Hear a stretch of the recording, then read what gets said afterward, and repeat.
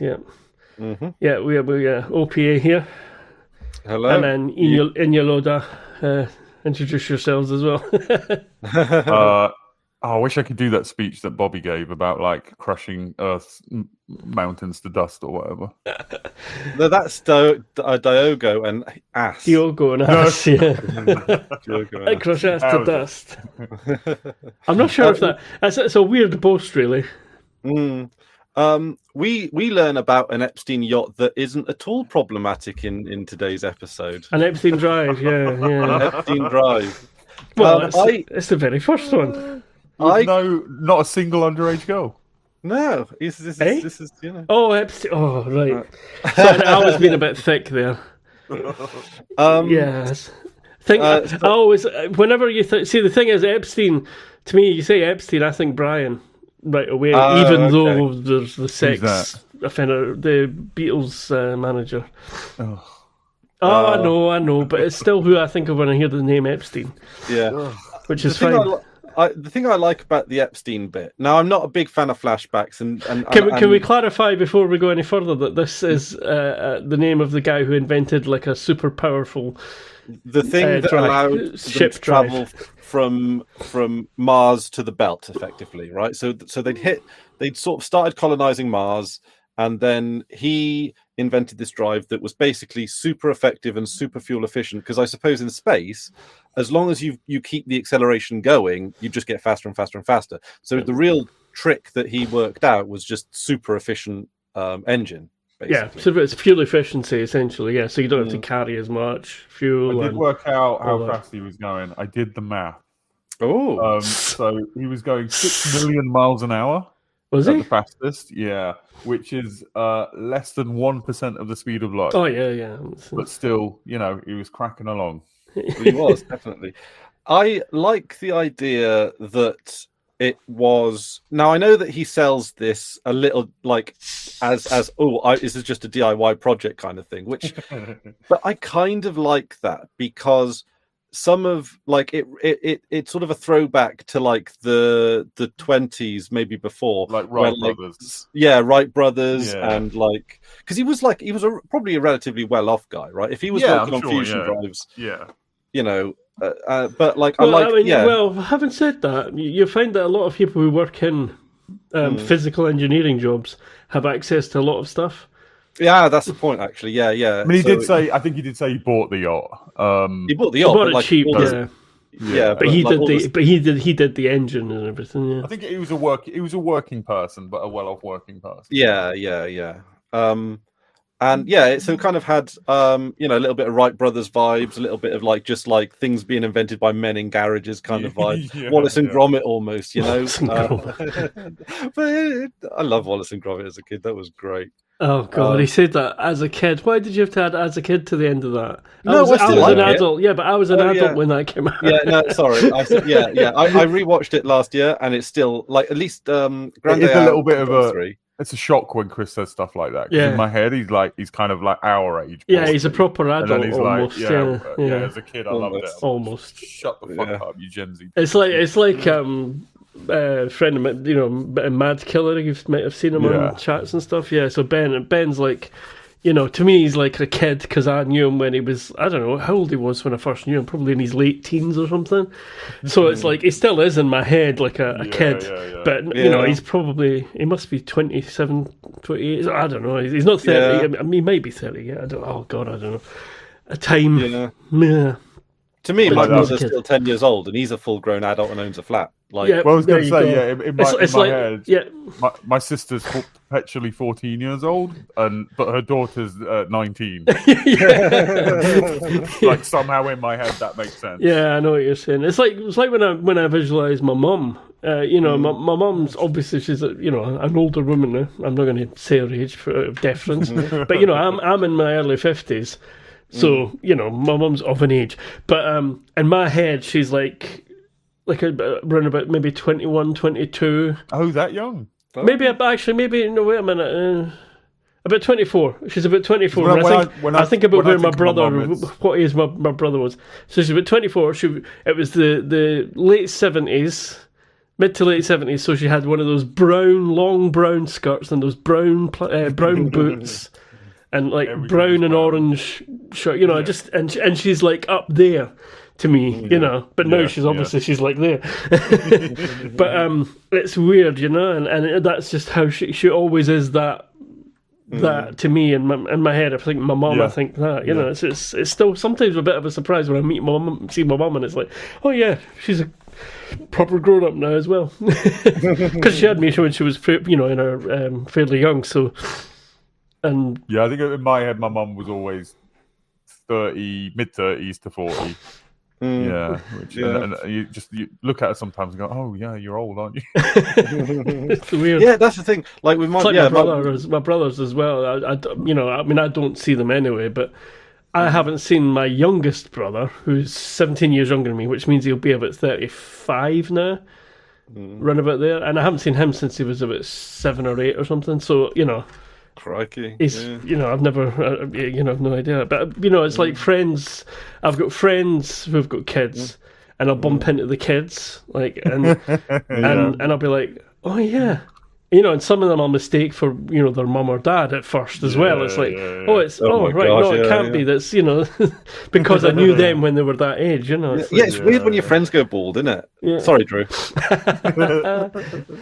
Because then it kind of like, and I had friends that started going bald in their 20s, and I've like, it seems to be a thing around here in the West Country. I don't know if it's like the whole West Country or if it's just like northeast Somerset area, but yeah, there's a lot of my friends from here were losing their hair when I knew them, and they were about 20 something. Well, apparently it's due to high testosterone. So well, that's what I've heard, but also I wonder if it's like water and stuff as well. If it's the area's local water or minerals or whatever. I'm making up my own hypotheses here.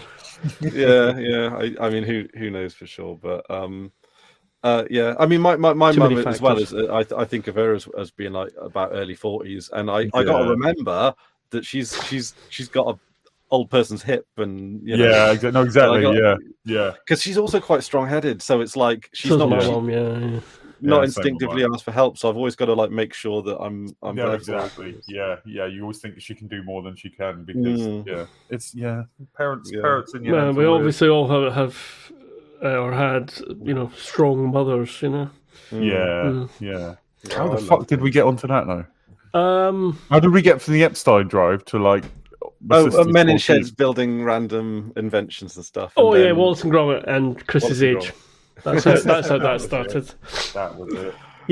You should never tear down the tangents, though. That's sort of spoiling the magic a little bit. But when I forget where it came from, I'm like, So I don't entirely know why they put that in there, but I think it was a cute addition. Well, I didn't really. It was funny. I had always thought it was a bit of a weird thing to put in, especially when it was like so much of it interspersed throughout the show. It was like they could have just had a little prologue, I thought. But Drew, sometime the last couple of days, pointed something out, and I'll let Drew tell it. What do you reckon it is, Drew? And then that sort of, and I went, oh. At the end of the Epstein bit, on the last Epstein section, he just says something like, I don't think I made a note of it. Technology changes everything. Technology changes everything. So there's clearly a metaphor between the Epstein drive opening up space and the proton molecule, and compared to the proton molecule, the Epstein drive is like it's the wheel. So Miller and Julie Mao are basically the Epstein to the protocol. It's proton molecule. Right. Yeah. So Miller is basically to the proton molecule like Epstein is to the Epstein drive. Yeah. I think that's fair. But yeah, just that idea that technology changes things in unpredictable ways as well, in ways that you could not have been foreseen at the inception of whatever. Yeah, I mean, the internet has changed everything. I always think about this like almost day in, day out about how the internet has just completely. There was a time when I grew up before the internet was normal, right? Like it was really still a geeky kind of thing. Maybe some businesses would use it, that kind of thing. And like now we have it in our pocket. Like it's just bizarre to me that and again, not in ways it didn't do the things that were foreseen. It did weird, nobody foresaw that we'd be, sharing pictures of our dinner. Yeah, Pokemon Go. You what? Sorry, Pokemon Go. Yeah, or like even now we have these like world events that come out of nowhere that we all, as a human race, coalesce around. The one that always jumps out to me is the dress white and gold or blue and black? Right. If I'm ever stuck for a conversation, I'll just be like, "Did you think the dress was like white and gold or I think blue and black?" I think Chapo have got something on this in that I don't think that can. I don't think we can have those universal events anymore, because of the polarization. Like that, you can't have you can't have something that everybody sees in the same way anymore. The example they use is Game of Thrones. Game of Thrones being the last TV show that everybody enjoyed in essentially the same way. Whereas now, it was still one of the tail end of sort of, although it's one of those box set type things, it was still episode by episode, people getting it at the same time, sort of thing. TV shows are so targeted that they're targeted to your politics, and there can't be TV shows are so politicized. There can't be another unifying thing like that. I don't think. I hope that's wrong. I because the dress wasn't necessarily political, and if it happened again, maybe it won't be political. I don't know, because then you've got people who hate each other taking part in the same, even if it's not something that's inherently political or can't even be politicized. Those people wouldn't come together for they'd be like, oh, that's something the liberals are doing. So it's shit. Yeah, I know what you're saying. Yeah, I think. As a result of the internet, our social norms have been upturned, right? And part of that is that kind of division. But maybe I'm naively thinking this. Maybe this is hope, the audacity of hope, as Obama would say. It might be. I think we'll move past it. I think, and I hope. It's got it. The tension has to be resolved at some point. But I do also think it's interesting that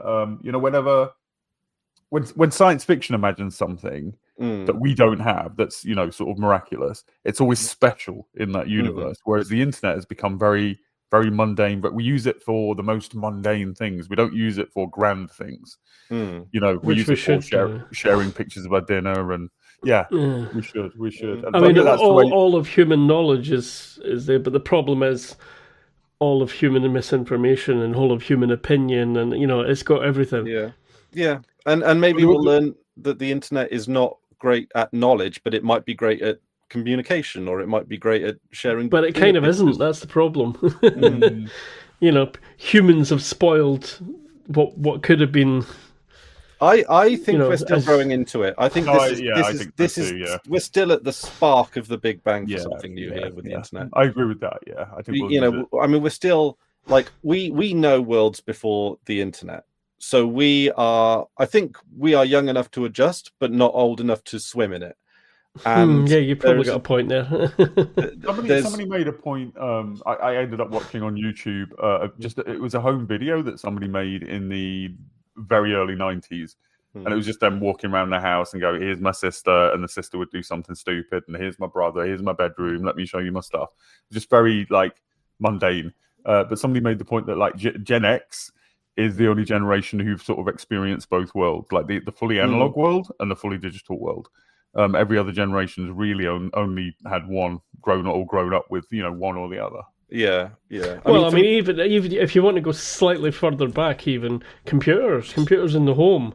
I mean, there were no computers in the home when, my mum was that's growing up. What I mean. Yeah, that's what I mean. Even then, and we're not even talking about the internet. We're talking about what is now primitive technology. Games consoles sort of came first to the home. Yeah, out with the circles of sort of geekiness. But it was the early 80s when I had a home computer, and like I said, I'm sure I've said this in a few different places and a few different times, but before the ZX Spectrum, that specific physical machine, computers were quite nebulous in my head, and maybe you'd have an idea of computers are from Doctor Who. It'd be a big room of flashing lights and everything. Because we'd heard of them, but we didn't really know what they were. Yeah, exactly. Yeah, he didn't. Because I had no idea. And then my uncle was about to get one of the very early ZX Spectrums, and I was like, I was suddenly like, "Ooh, what's this?" And I was hooked. It was like, even if you didn't do anything productive with it, it is so much fun to tinker with, or it was at the time. I mean, a lot of it's gone, unfortunately. But there's other things that came in to take the place of it. But I suspect if I'd been born a bit earlier, I would have been like a radio, a ham radio person, or a phreaker, or a phone hacker, or all those things that were original. Hacker a shortwave radio show. Pardon? You'd have a shortwave radio show. Yeah, things like that. Pirate radio, I suppose. Yeah, if I had silly money, I would totally get a shortwave radio, like something or other, because it's not too expensive, but it's more expensive than like for the small. I don't know. You never know how many people are listening to it as well. Well, that was one of the good. That's the difference between the internet and internet broadcasting as well, and like live, radio. Because I did a show on local radio for quite a while, and unless you're doing some sort of engagement, a quiz or whatever, you don't know if people are even listening at all. And I would get a few answers. I'd get a few replies to things, but not a lot. So I don't know if like 2 people were listening or 2,000, because it's. Yeah. I mean, it's potentially. I mean, the signal reached an area of like 200,000. So, it was all over. I mean, it's all over this geographical area. So I've still to this day got no idea how many people ever heard what I did. There's something cool about not knowing who's listening or how many. Yeah, that's it. I don't look at the numbers when I'm live. And if I do happen to look at if I happen to look at the interface for some reason, I see like there's 12 people. I'm like, woo. I like it. I like there to be 1 or 2 people, at least, 1 or two people chatting. Then I feel like it's that things are working and it's like what I said. I don't know whether it was on a video or what video, but like the old thing we used to sit round a computer with friends taking turns playing games. We talked about that at some point. Yeah, I can't remember when we talked about that recently, but we did. Yeah, it's sharing things with a few people. And I gather that still went on into like the Nintendo 64 sort of era. People would have like it'd be more instead it'd be more simultaneous or whatever. But at a PlayStation 1 at uni, and we did it with that. Yeah. Anyway, this is probably not helping our staying on track with the podcast. Sorry. Yeah, technology changes everything, and that's the moral of. I did wonder why is that section in like. I mean, just it's interesting showing us the birth of the FC drive, but I do like that it cut later on when it's showing something about the engines. It sort of zooms in on like this is an Epstein Technologies or whatever. Which is cool. And I liked that it it subtitled it 137 years earlier.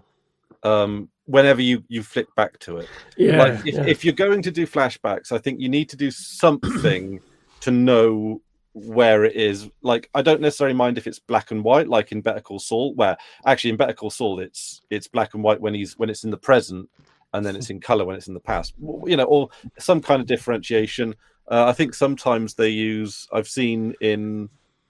I don't know if it's a Wes Anderson film or something. Different aspect ratios for things. I like that. Yeah, I don't like it when they make it look like cine film to indicate the past. Like the cine film can't be our past forever.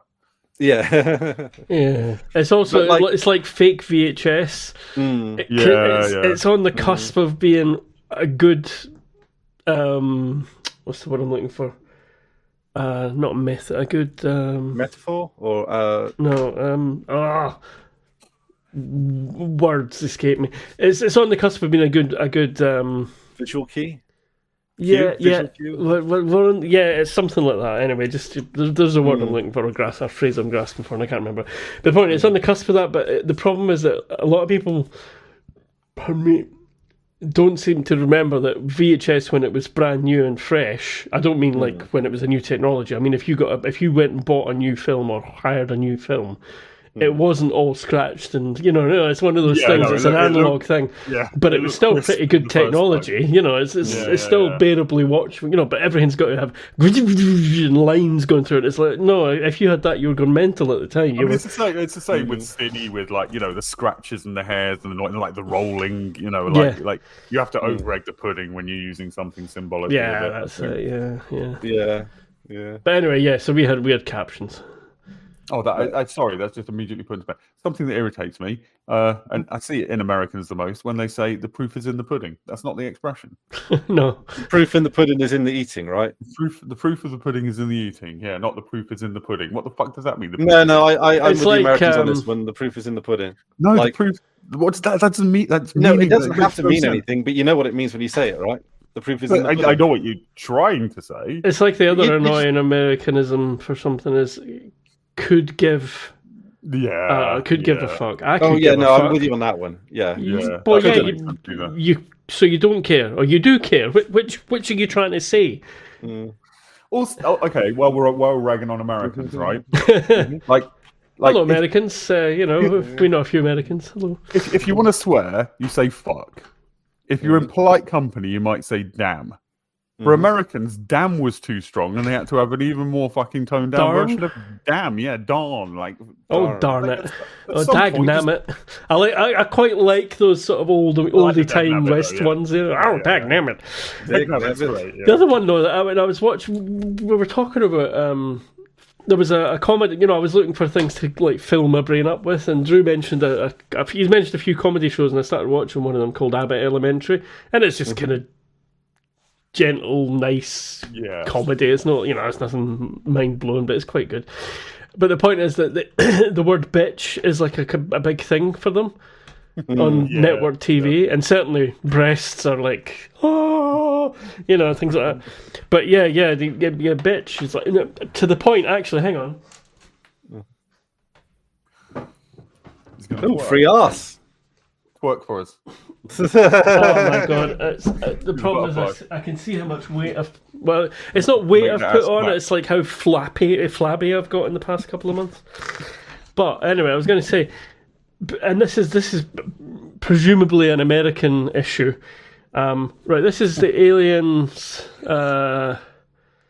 board game. It's called Another Glorious Day in the Core. So it's basically Aliens, the movie board game, but instead of having one big game, they split it up into sections as they do these days. But that's good. That's not the one where you're in the ship and you go down the ladder and. No, that's Alien. Right. The Fate of the Nostromo. That's over there as well, though. I've got a video of that. I did a stream and there's a video of that if you want. Yeah, it looked fun. However, I don't know if you know the film Aliens.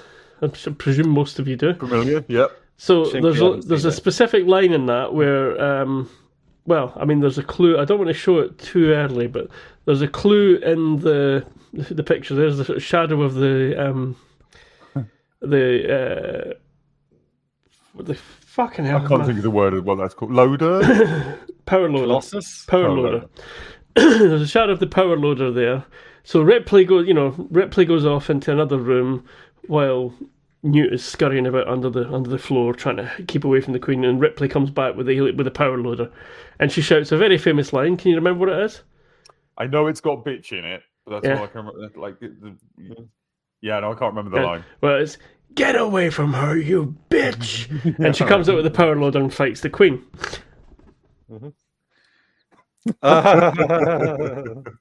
Get away from her, you both. Yeah, that is silly because it's like, you know what the word is. No, I know. I fucking. And this is on a board game that is rated for. I can't remember what they say it is. Well, it's rated 4 and above because it's got small plastic pieces. But it's worse conversation. Like, I understand why they've done it. I don't agree with it, but I understand why they've done it there. But when you're talking with somebody online and they do it to themselves, when it's just you two talking, it's like you don't swear. I just swear. When YouTubers bleep out their own videos, what the fuck? I know. Just use a different word. We had to do it at the paper. It's like, Chris, shut the front door. Shut the front door. Like, it's just, Yeah, like it's just like either say the word or don't say the word. You know, I mean, and ideally, do say the fucking word. They're all words. Well, have you seen? They've all got meanings and uses. I'm assuming you've both seen The Thick of It. Yes. Have you seen In the Loop? Mm-hmm. The sort of little, it's a sort of spin-offy, remakey like film version that they did with an American component. It's about the build up to the Gulf War, isn't Basically, that's what it is. Yeah. But it's it's you've got the Americans in that are like, S***T and stuff like that. Who they're talking about killing millions of people. They're going to they've got guns. The guy in particular's got like a loaded a live grenade on his desk as a paperweight and all this bollocks. Well, I like because there's a bit where Malcolm, spoilers for In the Loop, but Malcolm's talking to him and he says, "Oh, sorry, you don't like the swearing. You are a F*** cunt."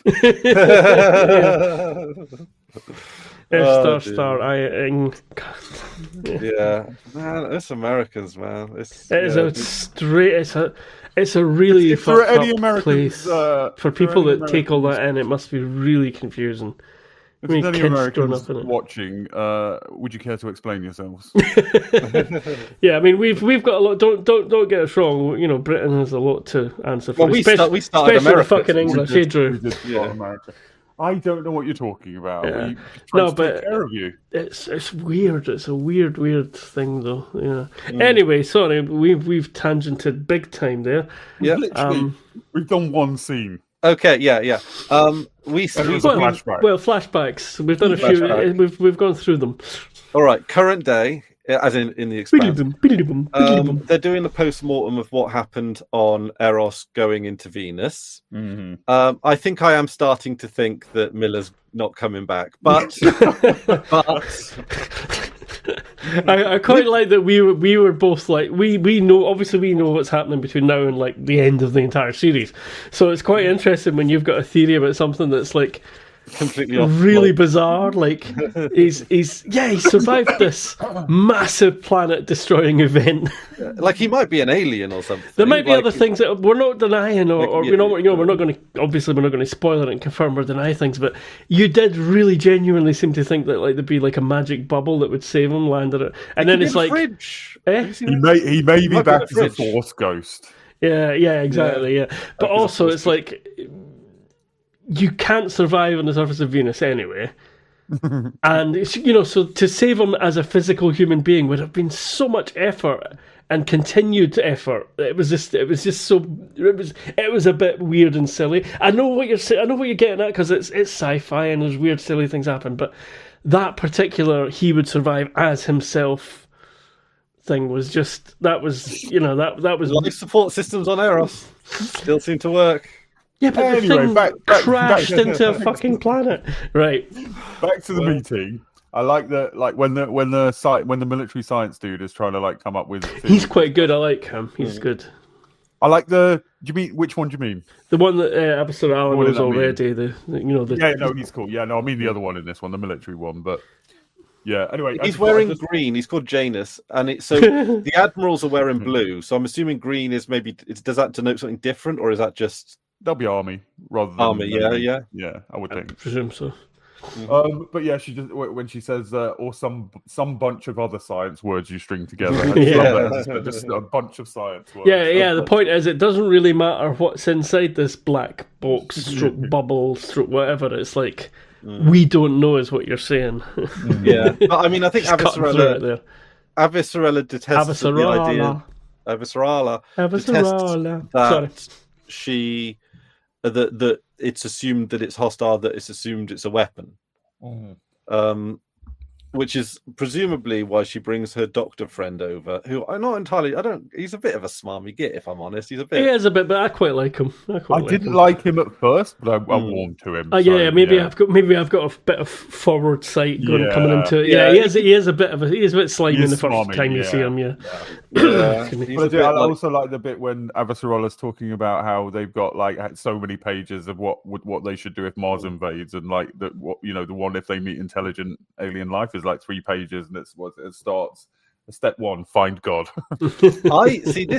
I think that is a Avicerellaism, right? I think that that's completely a fabricated statement to make her sound clever. Do you mean the find God bit in particularly, or it being short? God. I mean, she's joking with the find God.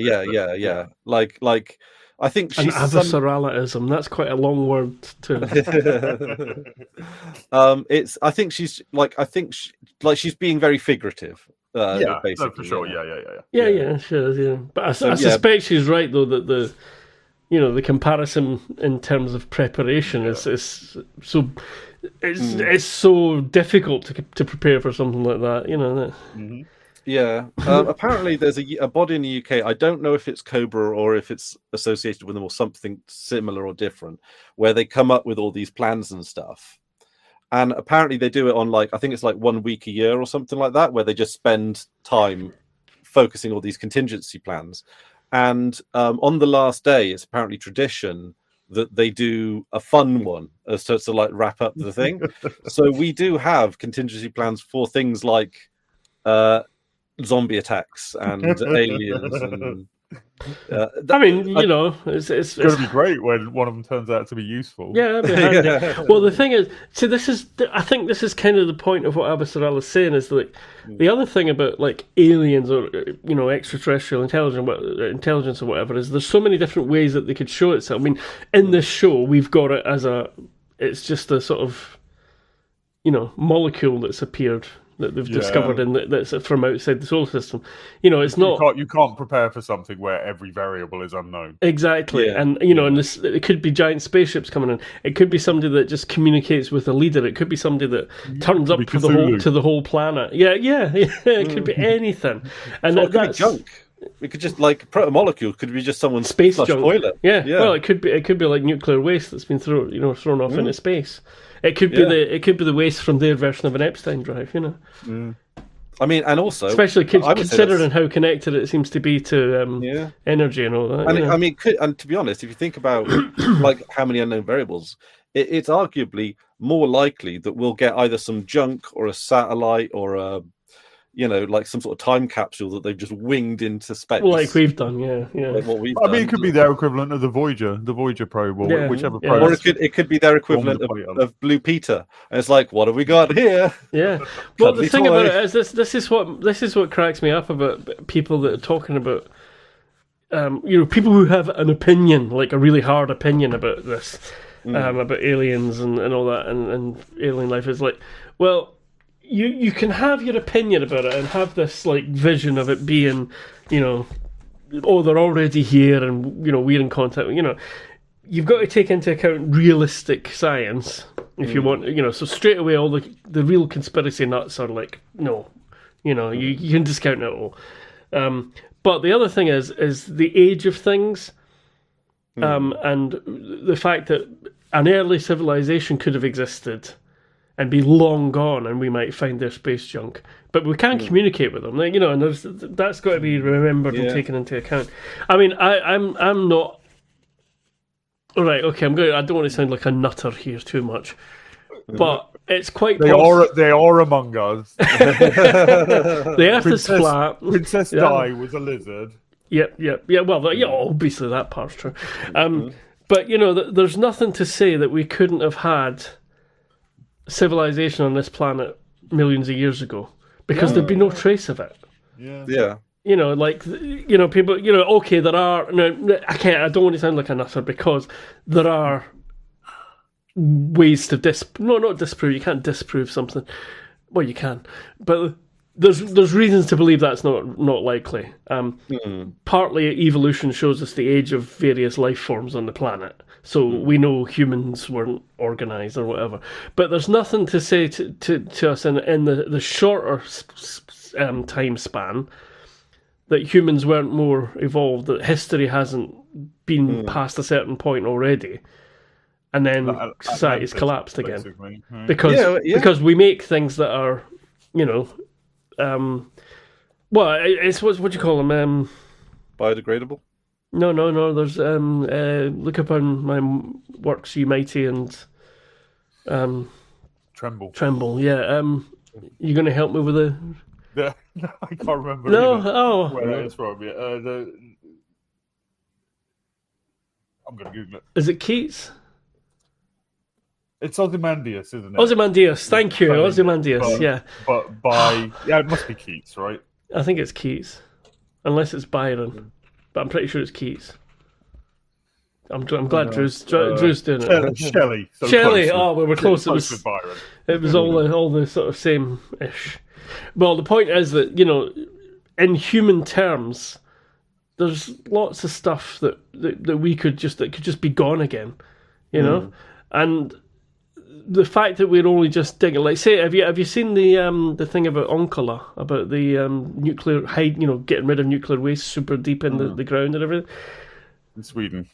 Yeah, Sweden or Norway, anyway, somewhere up there. Yeah, I think it's Sweden. The point is that we also haven't explored the deep sea very much and stuff like that. So even within the planet itself, I think there could be other things we'll discover. And I think Arthur C. Clarke probably was thinking along the same lines when he was talking about humans discovering the monoliths. We discovered the monolith because we made certain sort of technological leaps. So things were there before, but we didn't know they were there until we found them. There are, before anybody starts getting on the comments, you fucking nutter. What about, I'm aware that the possibility and the probability are two completely different things. But the point is that there could be... The point is it's an interesting idea and it's not impossible. Yeah. I mean, we've built sort of towns and cities and, even farms. And, everything's built on top of other things. So there could and we still do discover like Roman things underneath car parks or whatever. There's nothing aside from nuclear waste. There's nothing that we've made that would survive 100,000 years. Or yeah, so, right? Yeah, exactly. So everything breaks down eventually. Yeah, but again, it's like how advanced was it? But I don't think it's. And we've got billions of years to play with here. The Earth's been around for like about 4 billion. 4 billion, It's been what we consider habitable for a billion or two. So. Yeah, so you're talking about a long time, yeah. I mean, what absolutely blows my mind whenever I go to Greece is to look at the Acropolis, plural, Acropoli? No. Acropoli? I'll go with that. Well, the various Acropolises, or Acropolis. And then and it says, and you look at these wonderful, magnificent sort of like fortresses, and then there's a little plaque that says 500 BC, and I'm like, fucking hell, like what the hell? Well, there's that bit. This kind of puts it into context a little bit. I think I actually got this from Kunk, but it's one of the experts on Kunk. One of the historians says that if you imagine the whole of human history and prehistory, so our existence as a species, as a year. Then everything post the invention of agriculture is like 11 p.m. on the December the 31st. Yeah. Well, that was in Cosmos as well. Cosmos, they did that. Yeah. Well, there are like academics that think that we should actually change our years so that we are like, for example, like time, like make it so that it's add an extra like one on it so that it's 12,024, so that it sort of like recognizes that that's a more sensible place to have a zero counting. For human history. But then of course you've got the God people who will tell you that no, the Earth has only existed for 6,000. My objection to that, which is where the calendar comes from at the moment. It's always an arbitrary point. It doesn't matter. Certainly. It absolutely doesn't matter. Unfortunately for most of the world, we've tied it to the birth of Jesus, the mythological birth of Jesus, by which I mean, anyway. And I don't really care about BCE and like changing the word, like it's still fixed to that point, which is religiously defined. Like changing the terminology again, it's always like wanting to change language, which is. The semantics of what people are banging on about rather than the I don't object to people saying BCE, but it seems like a pointless thing to change. Unix time is the way forward, right? Well, I mean, we work out the increments and whatever. Lunar time, and also I genuinely think that we should just start calling the months what they used to be called: first month, second month, third month, fourth month. 5th month. I'm okay with that. Yeah, happy 12th month to you. Everyone knows what that is. Yeah, 12th. That's we had a discussion about the number of the month before, didn't we? We've got to get Americans to do dates correctly. Oh my God! What's wrong with them? Like, I'm honestly not fussy about imperial versus metric. I don't think metric is inherently better. I think they've got their use. I don't care about. Well, a lot of imperial stuff was because it was divisible by sensible numbers, wasn't it? It's divisible by sensible numbers. Except some of it isn't. It's very ergonomic as well. Like an inch. 13 stone is it? Or 13.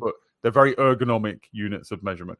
But anyway, that's beside the point. But the way the Americans do dates is just objectively fucking wrong. Yeah, it's just stupid. Either ascending or descending order. Yeah, flipping it round in the middle of a date. If you put time, date, year, and everything all in one line, and then flip 2 in the middle. It's like you're watching a YouTube video and the timer goes hours, seconds, minutes. Yeah, exactly. Yeah, exactly. It should. Basically, I think. It makes either way a peer tube video. I'm sorry. Either to go from small to large or large to small. Either way, there's an argument. You can say, well, it should go year, month, day, hour, minute, and that all trickles down neatly. However, when it comes to day-to-day useful information, you don't need the year in a lot of cases, right? What's the date? So that's for us, when we see an American date and both numbers are below 12, we're like, well, what the fuck is that? Could be anything, yeah. Yeah, never trust an American date. No, you can't. You can't. No. Well, it's like 9/11. If you look up your calendar, did anything happen on? Oh no, we just call it 9/11 because that's their emergency services. Because obviously everyone was dialing 911. Yeah, I think that was. Well, I suspect it was symbolic as well. But no, before 9/11 became like over here, like on the news over here, and for a couple of years afterwards, we call it 11th of September, rather than 9/11. I think now 9/11 has become universal. But... Yeah. September the 11th. Rather. September the 11th, yeah.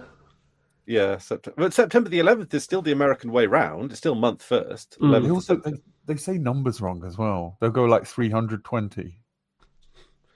320. The thing is that since we got into the wrong America, since we got into the 21st century, the years have been like that as well, and I do it, and it annoys me. Especially if I watch the video back and I've gone like 2015, I'll go, 2015 is fine. No, it's not. It's 2015. But we would. But then 1984. You wouldn't say 1915.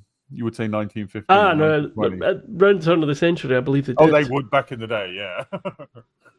Anyway, let's get back to the point. I suppose. I think generally now that we've ragged on the United States enough, I think when you get very quick, when you get down to 2005, I agree with you. 2005 is wrong. 2005, 2008, but when you get up to the decades, Yeah. I think, to be honest, as far as I'm concerned, if you're contracting something, it's fine. It's when you put them in the wrong order that that's the point. Yeah. So anyway, the Expanse. Right, science words. A lot of them are just sort of reiterating stuff that we already, or a little bit, because this definitely feels like a new series, even though it's the second half of the second series. There's new characters being introduced. There's like Holden is talking to his mum in the next scene. Are we sticking at Earth? Should we stick with Earth? Yeah, cool. This doctor is chatting with Avasarala. They have quite an interesting conversation about whether or not what this is, and he kind of I think it's a bit weird that Mr. Doctor he's all, like, he thinks it could be alien life. Like, does anyone really, like, I didn't think it was alien life until they said it was alien life. Like, seriously. Yeah, bioweapon is what we take from it all along until they say otherwise. Yeah, I think they know it's alien life. Who's saying it's alien life at this point? The doctor guy, friend of Avasarala. Right. Yeah. He's just speculating because he's not got the Phoebe information right. Because the Phoebe people, they know it's alien. I think the reason he's speculating that it's alien technology is it's because it's doing something with Eros that we aren't capable of. Yeah. And to imagine the military people naturally, lean towards maybe it's a Mars secret weapon kind of thing. Yeah. But he's going, that is like their technology can't be that ahead of ours. That would be ridiculous. Yeah. It makes sense that in that way. Yeah. Yeah, I mean, I think what they're setting this Mr. Doctor guy up for is he's going aboard the mission to find out what the heck is going on, and is he going to be like our perspective, as it were, our narrative perspective? Yeah, well, no, we know more because we know everything well, not everything. We've seen things. Spoilers, but we will see that through his eyes. Yeah. Yeah. That's fair enough. Yeah. We need someone on our side that we can trust. Will at least be honest, even if he's a bit right. I see what you're saying, because we're not talking. We're not sure how much truth we get from Protogen. Exactly. Yeah. So he's and I mean, I don't know. He's. Yeah, I'm sure. I think I could warm up to him. He's just a bit like, ooh, I'm a good-looking doctor. He's like one of those American doctors that's so full of himself. But he's Australian, which makes it even worse. I mean, everyone on Earth is American now. I'm sorry, I don't make the rules. I thought, oh yeah. So who's it? You hate the Chinese as Mars, is it? Chinese is. Well, I mean, the Mars and the Chinese look like. Oh, they all look like similar. They like have a similar. They all look the same. Did you say? Is that what you just said? Fucking hell, Chris! Oh dear. Cancelled. This is the last episode. Sorry. I'm sorry. I keep making it worse. Cancelled. No, sorry, cancelled. Oh no! Off to Gulag with me. Can I just say, Janus is the military guy who's in green. Yeah. But I'm thinking was he in the other? Was he in the previous stuff at the meetings? I'm trying to remember. I don't think we've seen him before, but he may. He's certainly not been prominent up to this point. No. Yeah. Oh, hang on. I can expand this and have a look. Oh no. He's in it. Right. He has been in it before. He was in the previous episode on the council, but he appears to be as you say, he's got a different colour uniform.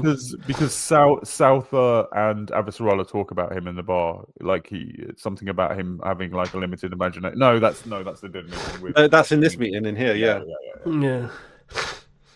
Yeah. He's just army, right? Like army doesn't usually. Maybe the admiral's not about or something. He's the United Nations Marine Corps. That's who he's in charge of. So Souther was an admiral. So he was the Navy. He is a science, whatever. I don't know how this works in government. But he's the military science representative to the government who's supposed to tell them about science stuff. Is that Janus or someone else? Janus, yeah. Janus, okay. I don't know if it. Well, yeah. He is, because I don't want to mix things up and spoil anything. So yeah, I get you. I get what you're saying. Okay. And I think so. So they're doing a recon mission, and this Doctor guy is our introduction to it. Yeah. I think Iturbi, which is a really weird name. Who? Michael Iturbi. Iturbi. That's his name. That's the character name? That's the character's name, yeah. Michael Iturbi. Is it Dr. Michael Iturbi? Professor Dr. Michael Iturbi. Yeah, Dr. Michael Iturbi. Yeah, Dr. Iturbi. Yeah. They refer to him as. I'm sure they refer to him as a doctor. Yes, that's what I said. Doctor. Yes, doctor. Because I call him Mr. Doctor because it's like there's Mr. Man, the CEO, Mr. Doctor, because they're kind of like CEO. You mean the Secretary General? That's the one. Yeah. Boss of Earth, King of Earth. Boss of Earth. Yeah. The Arbogast is the name of the ship that they're going on. I don't know if that's been said or not. I mean, that's not spoiling much. Well, unless you. It's a spaceship and it's got a name. I know. The name of the next episode, I think, is called The Seventh Man or something. I believe so. So I'm guessing, but I could be completely misguided. Hang on. That the seventh man might be that doctor guy, and he might be like, "Oh, can we just have one more guy on? Like the seventh one? They're going to have six, but it's like seventh. Can we have seventh? Just put him on. Go on. He's a smart one." That's basically kind of good theory. It's a theory, but it could be anything else. It could be. I mean, obviously, it's very vague. It could be multiple meanings. I was very interested about the name of the last episode, Home, where it's like, how the fuck could that happen? Because like Miller does he even have a home? Because like the whole thing about Miller is that he doesn't. No, Miller's got a home. He's got a home, but he's not at home. No, but home is where Eros is trying to crash into. Yeah. Exactly. Yeah, I guess that's what it ended up being. Home means the Earth. Julie was trying to get home. Yep. Yeah, yep, as they say in Mr. Robot, home isn't where you're from, home is where you belong. So, prison.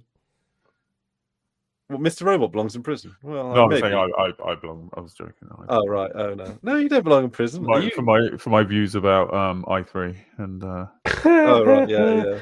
For having that flag up. We had a nice comment about that, which someone says something like, "I can understand." Was it like I don't know? Yeah, I like that. Yeah, when people. I'm guessing this is a YouTube comment, not in the real world. Yeah, not in the real world. This is.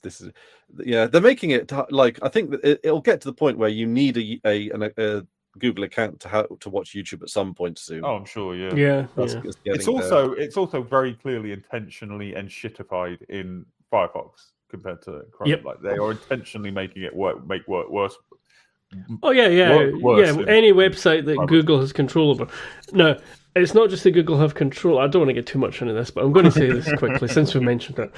Google have control over certain websites, obviously because they operate the websites like YouTube or whatever, but also the sort of trying to make their browser the default. People use loads and loads of Google libraries as back-end stuff and JavaScript libraries and things. People just, they just use it. And I mean, that's why a lot of blockers and things need to I'm glad I've got them. Because there's so much crap in these, Anyway, let's not get sidetracked. I do have one thing though. I use the ESR version of Firefox, the default one that comes with Debian.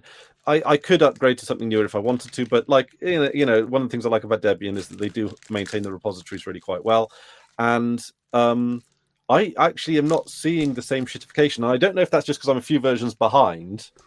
And I'm managing to weather the storm. I do watch a shit ton of YouTube, and it's rare, but it's little things that I definitely noticed the bit rates going down. Yeah, definitely, yeah. But, what's the chocolate bar, Hamish? It's Kit Kat Chunky, but also. Nice. Well, I'm going to crack into my snacks now since we're doing it. Double shot. Oh, that looks Haribo, good. Yeah, the old gay bacon, as they say. It's one of the few. If you're having snacks, I'm having tea. I'll be right back. Cool. It's one of the few Haribos that are actually properly vegan. So you got the vegan Logan there. Oh, sorry, knocked the mic. So I'll just open it up. Sorry about the noise on the mic. Is that okay? No, it's not that bad. The trouble is, I always have too many of these, and I just feel a bit sick afterwards. I like them a little bit. Yeah, I've got a few sweets there, as you probably before the show. I think I mentioned you saw some. And the thing is, I'll get them with the intention of making them last all day. They don't. When I was doing Christmas shopping on Friday, I was in like one of those cutesy little. Sorry, we needed the equivalent of a swear jar. What, Christmas before December? Christmas. Not it's Christmas at all. Not everybody lives in the world where that's a good thing, But I was out doing some Christmas shopping in like a Scandinavian style shop, and it what,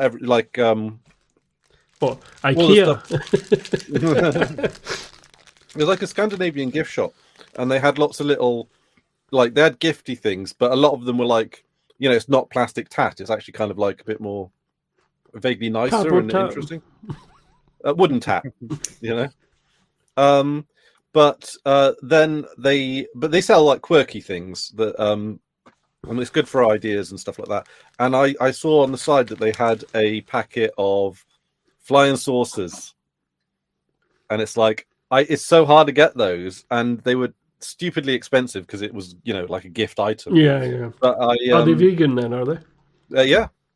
And I had to buy myself a couple of packets just because, and I know it's too early for Christmas. I'm not. Can you stop saying it then? Merry Christmas. All right, Winterville. What's the Winterfest? Is it the Winterfest? Winterville. One of them. Yeah. Yeah. Or for December gift giving seasons or whatever. But I thought, well, I'm going to give myself a little reward for getting so ahead of it. Yeah, I mean, I'm very bar humbug, but without getting too, depressing and deep into things, the whole this time of year from like October to December thing has never been good for me, except for a little while when I was married, where I had a bit like I had somebody else's family with a different viewpoint, and we would get involved in things, and it was it was a bit more fun. But apart from that, like 7 or 8 years where we were together, so therefore like about a fifth of my life, it's always been a shit show, basically. Well, it depends on the year as to whether or not I'm a big Christmas person, but I've had a heck of a year, and it's ending all right. So I think, you know what, I'm just gonna put my feet up and enjoy it. Yeah. No, that's fair enough for you. Yeah. I think I always enjoy Christmas. I think it very much depends on what your family was like and what your upbringing was like. But yeah, we had a nice family, we had nice Christmases. But I don't think that there tends to be a bit of like pressure to like, everybody should have a nice. If you don't want to take part in Christmas, if you just want to opt out and just sit quietly on your own, like good luck to you. And if you just sometimes you're a bit depressed at that time of year and you're not feeling it, like it's all cool, whatever you want to do. Well, yeah, I tend to just keep to my schedule of streams and stuff. I do tend to melt a little bit for like maybe a couple of hours of or whatever, but I don't object to. I don't have like major objections. A lot of it is just the memories and things that have happened in my life that are the problem. And this year, well, you say this year, yeah, this year has been a fucking weird year for me, and I was actually kind of optimistic about the last few months of the year up until a couple of months ago. So it's like, anyway, let's get back to this. We stopped for a break and we started chatting instead of sorry. But one more thing before we get back to it is that I've got mostly I've got mainly a grown-up family, mostly apart from like one kid. So I'm probably like you. We're usually done with Christmas by 1 o'clock, so there's a chance I might be about for streaming or that. Like, yeah. Well, on that note, I suppose the other thing is, if there was kids around, I'd be more into it because I love kids. I do. What I liked is my family would always play games at Christmas, and I always enjoyed that. So it'd be like the morning Christmas stuff, and then afternoon till about 8 p.m. I just come up, go on my computer, play some games quietly, and sort of recuperate. And then the evening was board games and card games, which is nice. Yeah, but a lot of fucking Trivial Pursuit. Everybody hates Trivial Pursuit. I love Trivial Pursuit. We can play some on the stream if you want.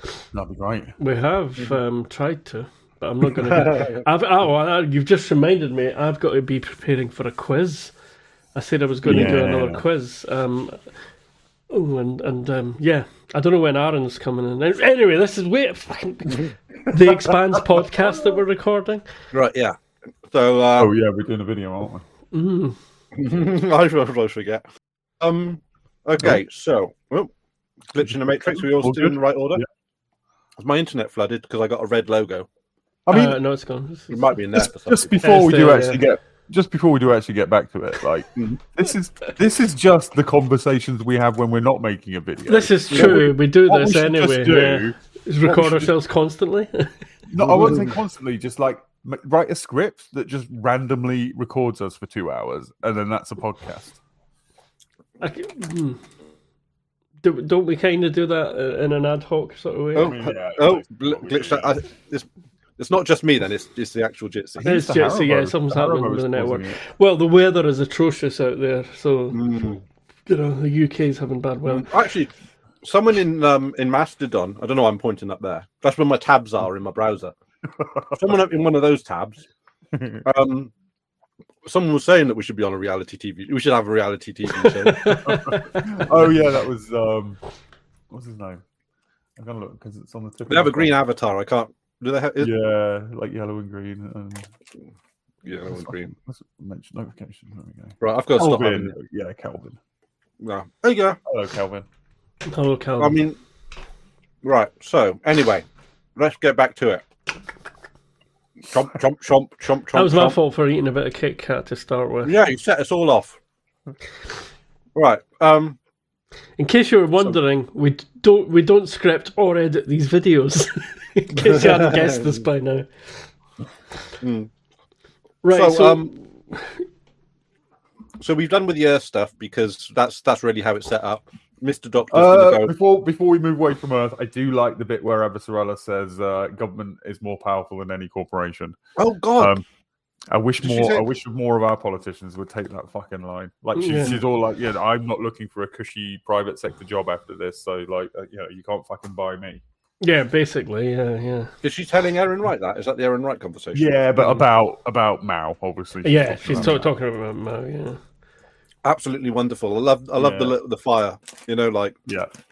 Oh, she gets angry, like she's shaking, and then she's really angry, and then when she walks out the door, she just looks back at him like very disdainfully. I love that scene. Yeah, well, the thing is, Aaron Wright's been bought and she hasn't. That's the bottom line. The crux of it. Jules Pierre Mao owns Aaron Wright, even though Aaron Wright thinks he's the important one to this relationship. And so fucking wrong. Well, I'm hoping that Aaron Wright kind of. I now maybe I'm being a bit naive here, but I feel like Aaron Wright was taking that on board. Like he wasn't just like hand waving it away or dismissing Avasarala. Like he. Well, I think the point that Aaron Wright's at is I think he realizes that he's not in control of Jules Pierre Mao. He's not got the protection of Jules Pierre Mao, and he's not got the protection of the UN. He's kind of put himself out in a bubble, out in a limb, whatever you want to call it. He's in over his head, basically. Yeah, he's in over his head, And I think that might be where he's at in his head and where he's thinking is rather than, not so much, he's coming around to realise he's done something wrong. I don't think he gives a shit about that. I don't think it's all self-preservation and self-interest, I feel, for Aaron Wright as a character. Up until this point, right? Well, no, I still think it is. I still think he's still going. He's not doing it. He's not. I don't think anything he does or rolls back on or whatever. I don't think it's. What's the word I'm looking for? Like not a moral thing. It's not guilt or morals or anything. It's just like shit. I can't. I'm not. Like I say, he feels like he's pushed himself out on a limb, and I think I think all he's doing, if you want to keep that metaphor, he's just clawing his way back along the branch. He's not. Yeah. He's not like going. Oh, I've been. I mean, he might be expressing that he feels like he's done something wrong and he's trying to atone for things, but I don't think he is. I think he's just self-interest. Self-interest, yeah. Okay. That's just my take. Because I don't want to be too analytical about. Well, I mean. In fact, I tell you what, can we go back just a slight reference back to earlier episodes? I don't like Aaron Wright in the way that Drew didn't like the ambassador guy. Drew, we've got no volume from you, mate. DeGraff. DeGraff, thank you, you're back. Yeah, you've disappeared into a corner and gone all quiet. Yeah. I muted because I was moving my microphone. And I see, right, yeah. Is that similar to me in like the Doctor as well, Mr. Doctor? It's like I think no. I don't know. I think we all reacted like that to him initially because he's slimy to start. Yeah, in that meeting he's slimy. Yeah, he is a bit. I think it's more. I think he's more. Later, you realise he's got a cheeky sense of humour. He's not actually a sleaze. It's maybe he just thinks he's down for a booty call, and it's like, I'm doesn't he have to make that joke? Yeah, joke. He says. Because he knows the husband's away, doesn't he? He likes the ladies, and we get more of that. There's a nice scene actually later with him and a lady that I really enjoy. But yeah, okay. But like the thing is, Drew, I'm sorry, but I know we don't take it too seriously, but your head is literally just a postage stamp in the corner at the moment. You need to be more in the middle and up. It is in the corner though, right? Yeah, I'm in frame. You're just about in frame, and Bobby's not quite covering you up. Lower quadrant framing. You're like you're like cut off like that in our thing. Sorry. Yeah, see where your head is now. If it was a bit higher up than that, if you could, Oh, you want me higher? Because now you're behind Bobby and the flag. See where you are now. Oh, I see. Oh, right. I gotcha. Yeah. I know you try to be comfortable and everything, but that falls on the floor, you're living with it. Okay, that's better. You're gonna get. That's got from my point of view. That's you lower quadrant frame now. Right, yeah. You're seeping behind the flag, like what I'm doing now. Is that? Yeah, that's kind of what. Except he was off to one side as well. I don't know why it doesn't track. Well, I mean, it's the lighting. That's why it doesn't track Drew the same way it tracks us. Anyway. Okay. So he comes across a wee bit sleazy, but I think we've got future vision a little bit of him. Yeah. Okay, so Holden starts his bit talking with his mother, the one that we previously saw with speaking with Avasarala. So even though he's got several parents, a polycule of parents, the one that we are narratively observing is the one that I think I'm kind of glad they did that, because I think I can't remember in the books if they talk to more parents or not. I'm only just rereading the first book at the moment, and I haven't read it for months because I've not read anything for months. But I'm kind of glad that even if they did want to include all the parents and everything, in a sort of backgroundy way, that'd be fine. But I think it's good that we concentrate on one parent for the communication. And I think in Holden's mind, because we're all, as men, and sometimes we're like, we have a close relationship with your mother, right? And I think that he has other mothers, but that's his mother. That's the one I think he says something to that effect. She's the one who carried me, or something like that. Yeah. That's it. Yeah, she's the one that I do wonder, going back to what Lopez said on the Donager, was like how much of it was actually the land grab and how much of it was, because Holden is quite assertive to say that it was a proper family, but then we see him close with the one woman who's his mother, and even when Avasarala talks to her, was it only one other person we see? Yeah, we only see one other. Yeah, but like I say, I wonder if that's a clarity thing in the TV show. Yeah, I think so. Yeah. Okay. Yeah. I wonder that. But I mean, if they've got a substantial parcel of land, they can have a hamlet. They can have other, I think that's what they've got. Yeah, they might live apart and stuff. Yeah, but I mean, Naomi literally says that. What, do you not say like "Good, I love you, mom and dad, and mom and dad"? Yeah. And he just says like it's understood. It's understood. Yeah, but I think it's like what Drew said a minute ago. It's like you do kind of I mean, it's a bit of a cliche, but I think girls tend to favour their father and boys tend to favour their mother or whatever. It's kind of a bit of that, and I think it's a combination of all these things.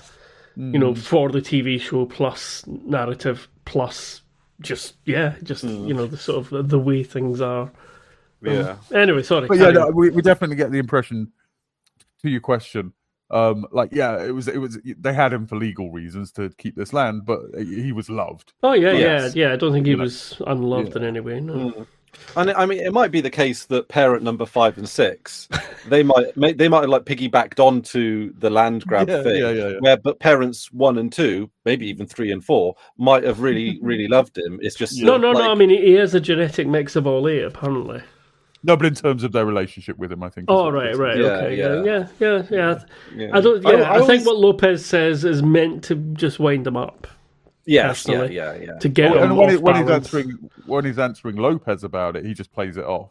Yeah. He claims not to have a stronger relationship with his birth mother. He just says, she just had the widest hips, because he doesn't want to give it. He doesn't want to give. But then I would say the same thing in that circumstance. Because that's you don't disclose your family politics to strangers in a general. Well, you don't want to give him anything to work with. Exactly. In that situation, give him ammunition. I think it gives him information to work with by being the negative or whatever.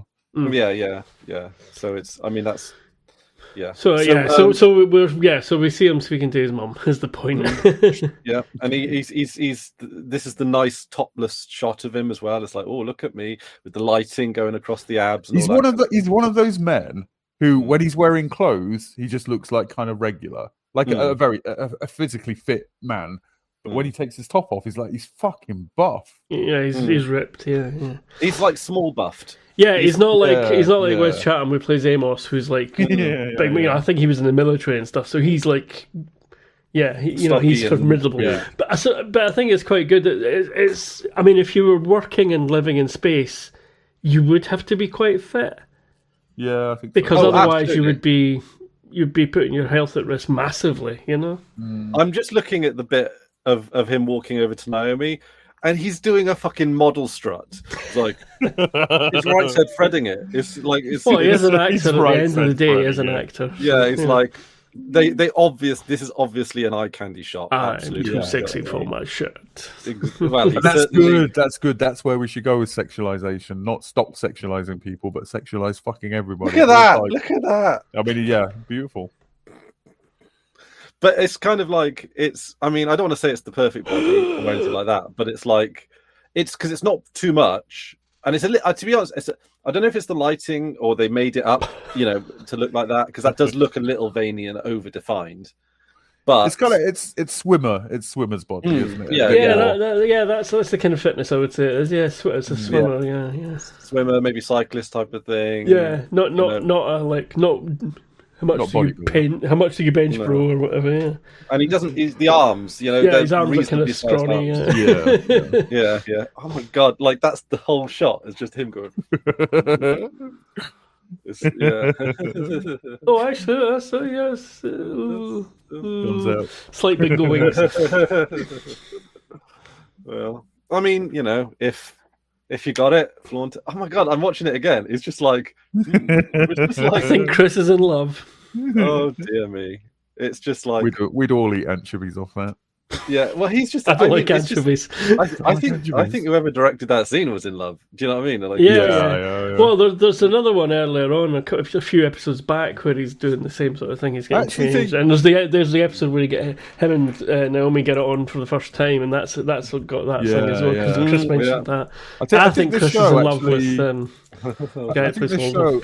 I think this show, at least explicitly, I think this show sexualizes the men more than the women. Possibly, yeah. Well, I don't know. I mean, maybe it's just the male gaze. It's got sexy women on it. Yeah, but Cara G's always. You don't have such like. Cara G does that hands behind her back military pose thing. And that's her fully clothed, So. Very, very fully and quite, yeah. Yeah, in overalls, basically, It's like but she still somehow manages to look sexy. She does. And also Holden, so they do a little comedy as well. Avasarala's always covered up massively, but she's a very sexy woman. Yeah. Oh yeah, anyway. But she's anyway, so not West Chatham. Amos and Alex are being told about Holden and Naomi. Oh, that's an excellent scene. That's brilliant. I knew there was a big funny scene, and I couldn't remember what it was until you mentioned it. Yeah, because I was thinking, is that the? I've been waiting for that one to come up. Yeah, I'm a bit sort of fuzzy because of like real life at the moment, and I was like, oh yeah, is this episode excellent? Yeah, so it's the way they both sort of poker face it, but in a. They're not perfectly poker faced, so like the acting is good enough. The way they present it is they are concerned with the bet they made between them about exactly. That's what's interesting is like when does it start and all that. Yeah. See that, and I see that to me actually that scene makes a lot of sense to me, insofar that presumably they must have at least had an inkling, right? Yeah, they live on a spaceship. I think they knew. I think they outright knew, because they were not betting on whether, they were betting on when it started. Yeah, that's what they were betting on when. Also, like there's an interesting little point to this is where Alex is like, right, okay, punch me. It's like a punch in the arm was the loser's punishment, and of course, if Amos had lost, he would have been like. Yeah, you've done it right, But and he's worried. But Amos obviously cares enough and realizes enough that he wouldn't, But then Alex is kind of affronted that he's not, that he's not, he's kind of treated like a child almost, isn't it? That comes back later. That's another little. I mean, and that's little. It's something that recurs. Yeah. And actually, that's a little bit of. I think of it as a character flaw in Alex, a little bit. Oh, definitely, yeah. Oh, yeah. I mean, he's around sort of tough guys, and he's not a tough guy. He's in that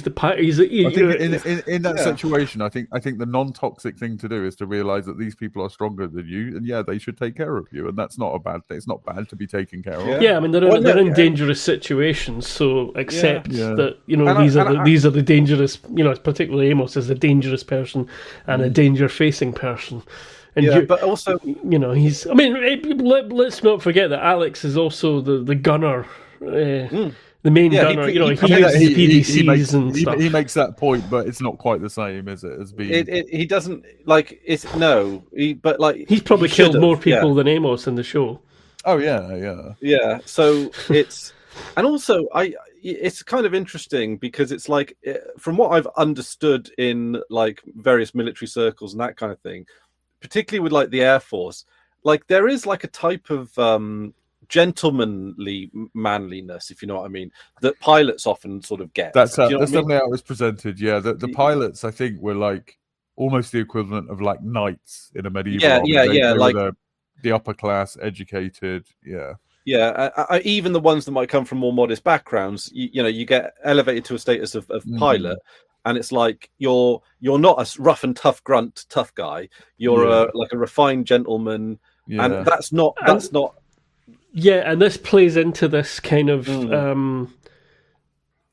particularly modern. I mean, this is real world I'm talking about as well. That modern propaganda of like precision strikes and oh yes, we did this mission and it was they're still they're still killing lots of people. There's still collateral damage, as they call it. There's still lots of innocent people getting killed by and I mean particularly, let's say you're in an aircraft that takes out a ship. If you're in a bomber that sinks a ship. I mean, even think about Pearl Harbor or whatever. If more of those ships had been at sea, in fact, they would have there would have been even more carnage. But the point is that one person can pull a trigger in a tank or an air. Military think about the bombs of Nagasaki and Hiroshima. Exactly. It's ultimately one person pressed the button to release that bomb. Yeah, exactly. Or drone strikes or all sorts. But that's it. But it's that detachment that's what I was talking about. Is that level of detachment, and it plays into. It makes it easier to convince because that's what being a soldier is being desensitized. You're trained to be desensitized to what you're really doing, and that plays into the propaganda and the desensitization of the people that are doing it. Now they can it's like a video game for the drone pilots, because they're not even in the aircraft anymore. They're flying a bomb at a compound or a fucking city street or whatever. Some of those because of that, some of those drone pilots are horribly fucking traumatized.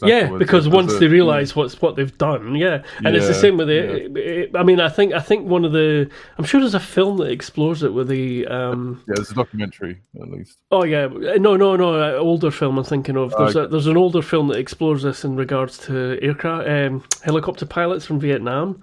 Right. And the gunners, so the helicopter pilots are like, they've got rockets and stuff, and they're just they're just destroying an entire country, hillside, dumping Agent napalm Orange. and stuff, and Agent Orange, all these things that are happening. But it still gets done because they train them to be detached, and it's afterwards. I mean, that's why I think I mentioned this. It's the Milgram thing, isn't it? It's the obedience to authority thing. You just have every person. Because he was thinking about how could the Holocaust have happened, and it's the way it happens is every person just does a small thing, like somebody loads the train, somebody hitches the train together, somebody drives the train. There's no person doing it all, so they can live with it. Just they can sort of detach themselves. I mean, it's the I don't want to get too bogged down about it. I think I mentioned it before when I was talking about this is why I can't do these things without notes, because you were saying something and then I thought, oh yeah, that's interesting. What Drew just said was interesting. I'm engaged with that. No, I've forgotten what I was about to say. But it was something along the point made, I think. It'll come back to me in the middle of something else, and I'll go. Okay, well, while we're before we go away from this scene, I love the bit between Holden and Amos, because I think it's very organic and very real feeling. Yeah, where Amos kind of the what you call it when they get over the brow of a hill? They breast the hill or something. Crest with a C. Breast the crest of the hill. Over the hump. They go over the hump. Yeah. So Holden approaches Amos and is like, "Are you sure you're okay with this?" And Amos explains like it's kind of more like a sister, blah blah blah. But then as he's about to walk away, he's last comment. Yeah. I've got it written there. I do it. Don't get me wrong. I do if she let me. I don't know. Is that a joke or not? No. I don't think so. I don't think Amos lies. Amos means that, and it's if you've got an attractive female friend that you're not necessarily like into or whatever, but she's very beautiful, like or male friend or whatever. But you'd be like, yeah, I'd fuck him if if they let me. Yeah. But it's the way it leaves Holden like stunned again. Though it's like he thinks he's getting somewhere with Amos, and then I think he said something like, "Thanks for that." Yeah. That's good to know. That's good information or whatever. Yeah. But no, Amos is just being. Whereas Naomi is just kind of like about the way Amos says. We've got a double Chris.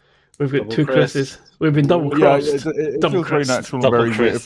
It feels very real for Amos's character. It does. As you say, it's an organic thing. It's like he wouldn't just leave it where it was because he's following the train of thought completely. Yeah, and that's where he honest. gets it. He is honest. He's honest about it. Yeah. And also, and then Alex comes with Holden and says, "How many missiles have gone missing? 30 something." Oh yeah, the nuclear missiles. Yep. Yeah, and I called it Big Net. You did. We were trying so hard not to get into that, and we were really pleased for you. We're thinking, he's going to be so happy when he sees they literally do use a giant net. Yeah, I mean, what else? What else are you going to use? I mean, it's practical. These things, it's always been a thing about people going low tech solutions and stuff, but it's true. Why make it more complicated? Why? And I mean, it's like it's apocryphal, the story, but it's like the story about the pencils and pen. Yeah, so that the Americans supposedly developed this fancy pen and it cost millions or whatever, and the Russians just used the pencil, But there's reasons which is not true. But the point is, there's reasons for both things. But anyway, I'm not going to sidetrack us again. Okay, so Holden raises this with Fred Johnson. Well, when they get back to well done series. Tycho. When they get back to Tycho, they're greeted as the heroes of Eros. Like everybody literally fucking cheers them. The heroes of Eros. Yeah. Which I think is funny. But I like that they've got the big mural of Miller. The dude giving. Oh, it's Diogo, isn't it? Diogo, of course. Yeah. A slightly fictionalized account of Diogo of Miller. Yeah, but that's how things. That's great. Go. Yeah. I mean, that's quite. As you said about the Amos stuff, it's organic, isn't it? I think Diogo is kind of a hero worshipy sort of kid anyway. And he obviously looked up to Miller early on. But the Belters in particular, I mean, we all do this through the media, but the Belters in particular, I think, are very conscious of like their legend. I think it's something that what's his face Dawes explicitly says. He's going to say it again in a future episode and talk about my legend. They like, and Naomi talks to Fred and says, "Can we make a love story out of them?" Yeah, it's kind of like, rather than having the sophisticated mass media, they use like folk tales. Yeah, that's exactly what it is. Folk tales. Yeah. Good point. So I wonder, is that a little bit like the internet now, where we've got folk tales of the internet rather than that's kind of a good point. Well, I can't remember if it was pre-show or on the start of the show we were talking about this. No, it's all starting to blend together today. But we did talk about. No, it is part of the show. It's part of the show. Drive section. Yeah, excellent. Right, so we're not talking about something that we haven't mentioned on camera, as it were. Yeah, maybe you're right about that, and maybe that's the kind of stage we're at. with the internet. I think memes are very folk. You know, what you think of me. They're very like folktale-ish. They're very, you know, sort of. And the ones that are long-lasting and successful are. Yeah, like we can all evoke, you know, a meet, and we all know what is meant by it in a particular situation. Yeah. And it's very much like that. I think only Hamish will. Darmok. Yes. Right. We're a culture that just communicates in metaphor or whatever. Yeah. Chris would love that episode of TNG. With you know the last Sorry, episode. it's getting me that the guy on the left of your head, well, to your right, our left, looks a bit like. No, I could see him clearly. He looks a bit like John Malkovich. I thought you were going to say me. It does also look a bit. Yeah, there's the long moustache thing going on. There's the Drewish. Yeah, there's the sort of Drewish. It's kind of weird. Anyway, carry on. So like with Miller, right? His plot arc was like it had a few things at play, but part of it was like him finding his place, and that's like home, because it's home is Julie Mao's home, but also before you carry on, why are you saying was when he's still alive? Yeah, you just said he survived, you know. Yeah, I said he might survive, or possibly, or the protomolecule might preserve him. I was joking. Carry on. But Miller sort of arrives at his identity.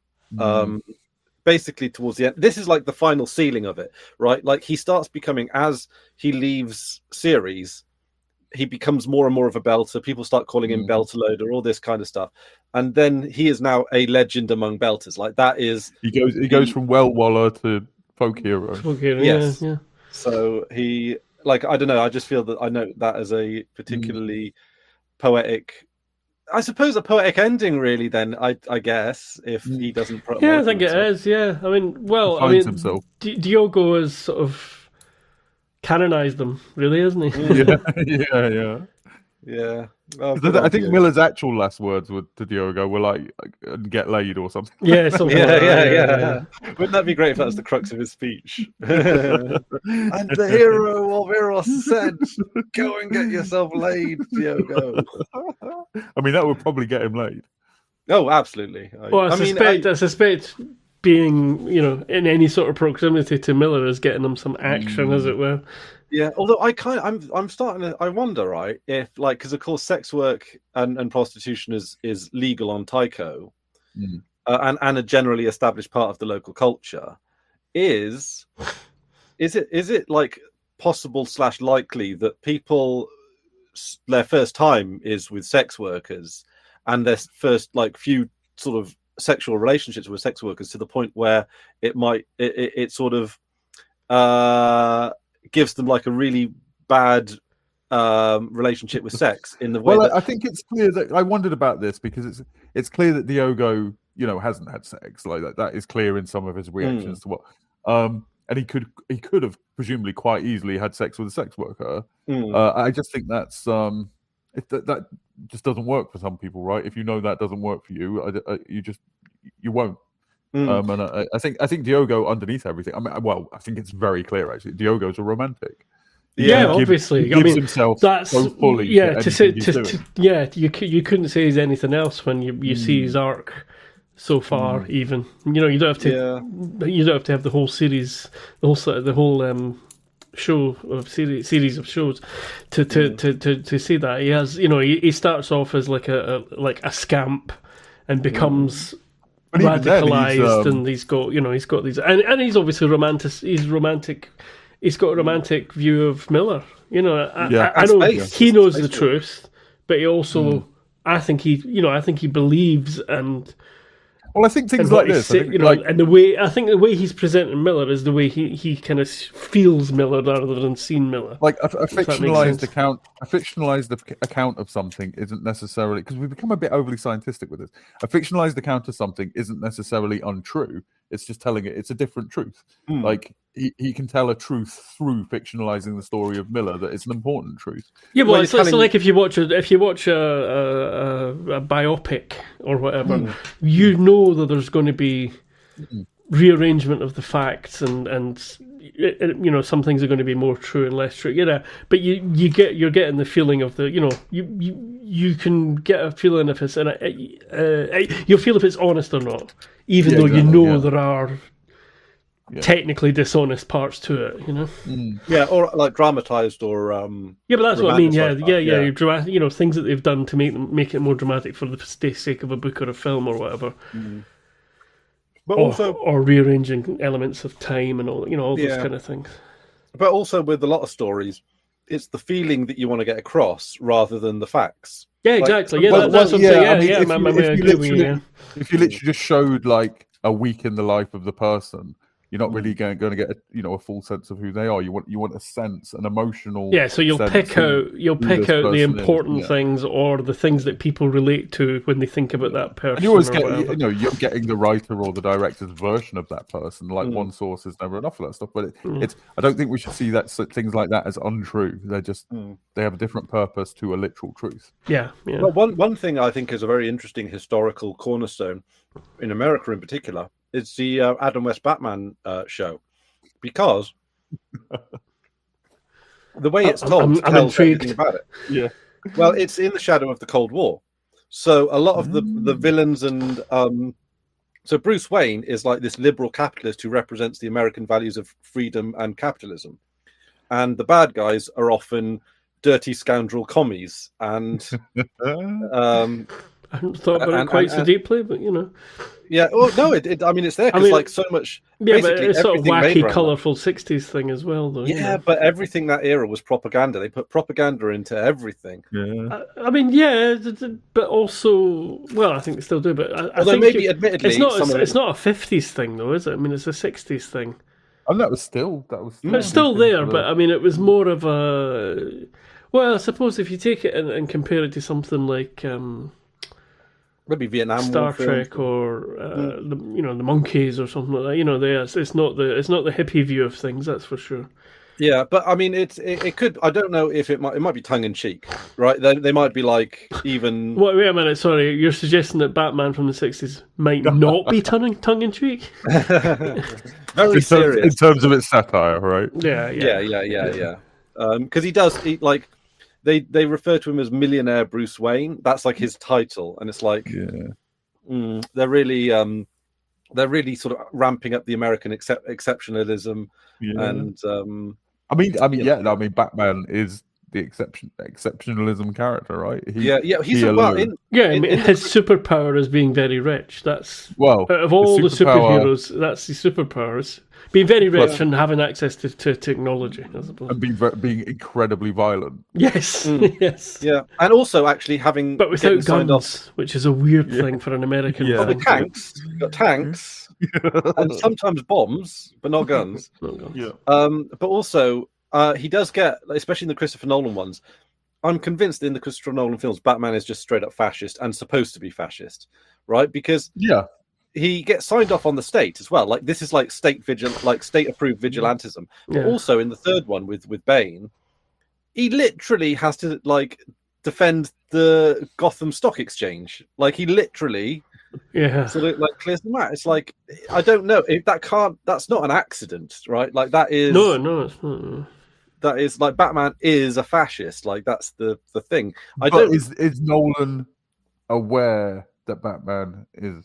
I mean, he's intentionally presenting Batman in a way that can only be read as fascist. Is that because that aligns with his, as a rich, whatever? I don't know much about Christopher Nolan, but as a rich, successful person in a liberal democracy, does he see that as like being noble and moral? I hope don't not. think. God, I'd like to think that anybody that watches Batman, apart from like real sociopaths, he's not presenting Batman as the villain. Like Batman is the hero at the end. I don't know if he's more of an anti-hero, I would say.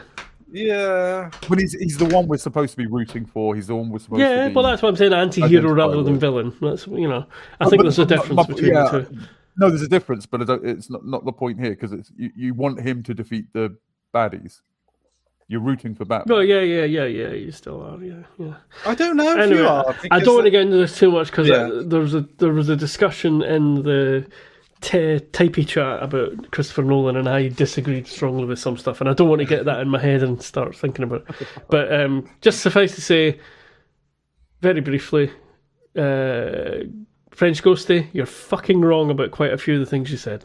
Let's leave it at that. I'll come back to them when I'm more awake.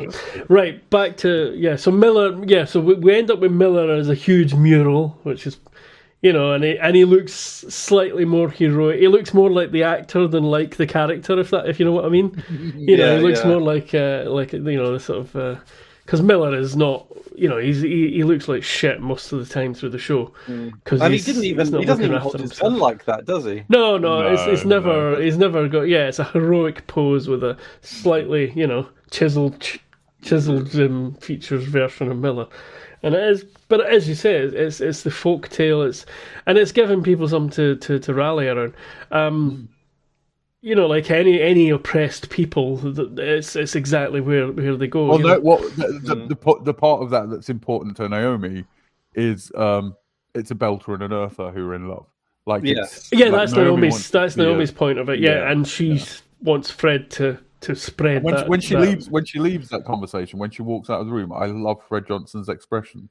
He does this just sort of wry smile. And it's really nice. As if he was thinking that's perfect. That's what I wanted to use. That's how I wanted to use it anyway. Because Fred wants to use this whole thing.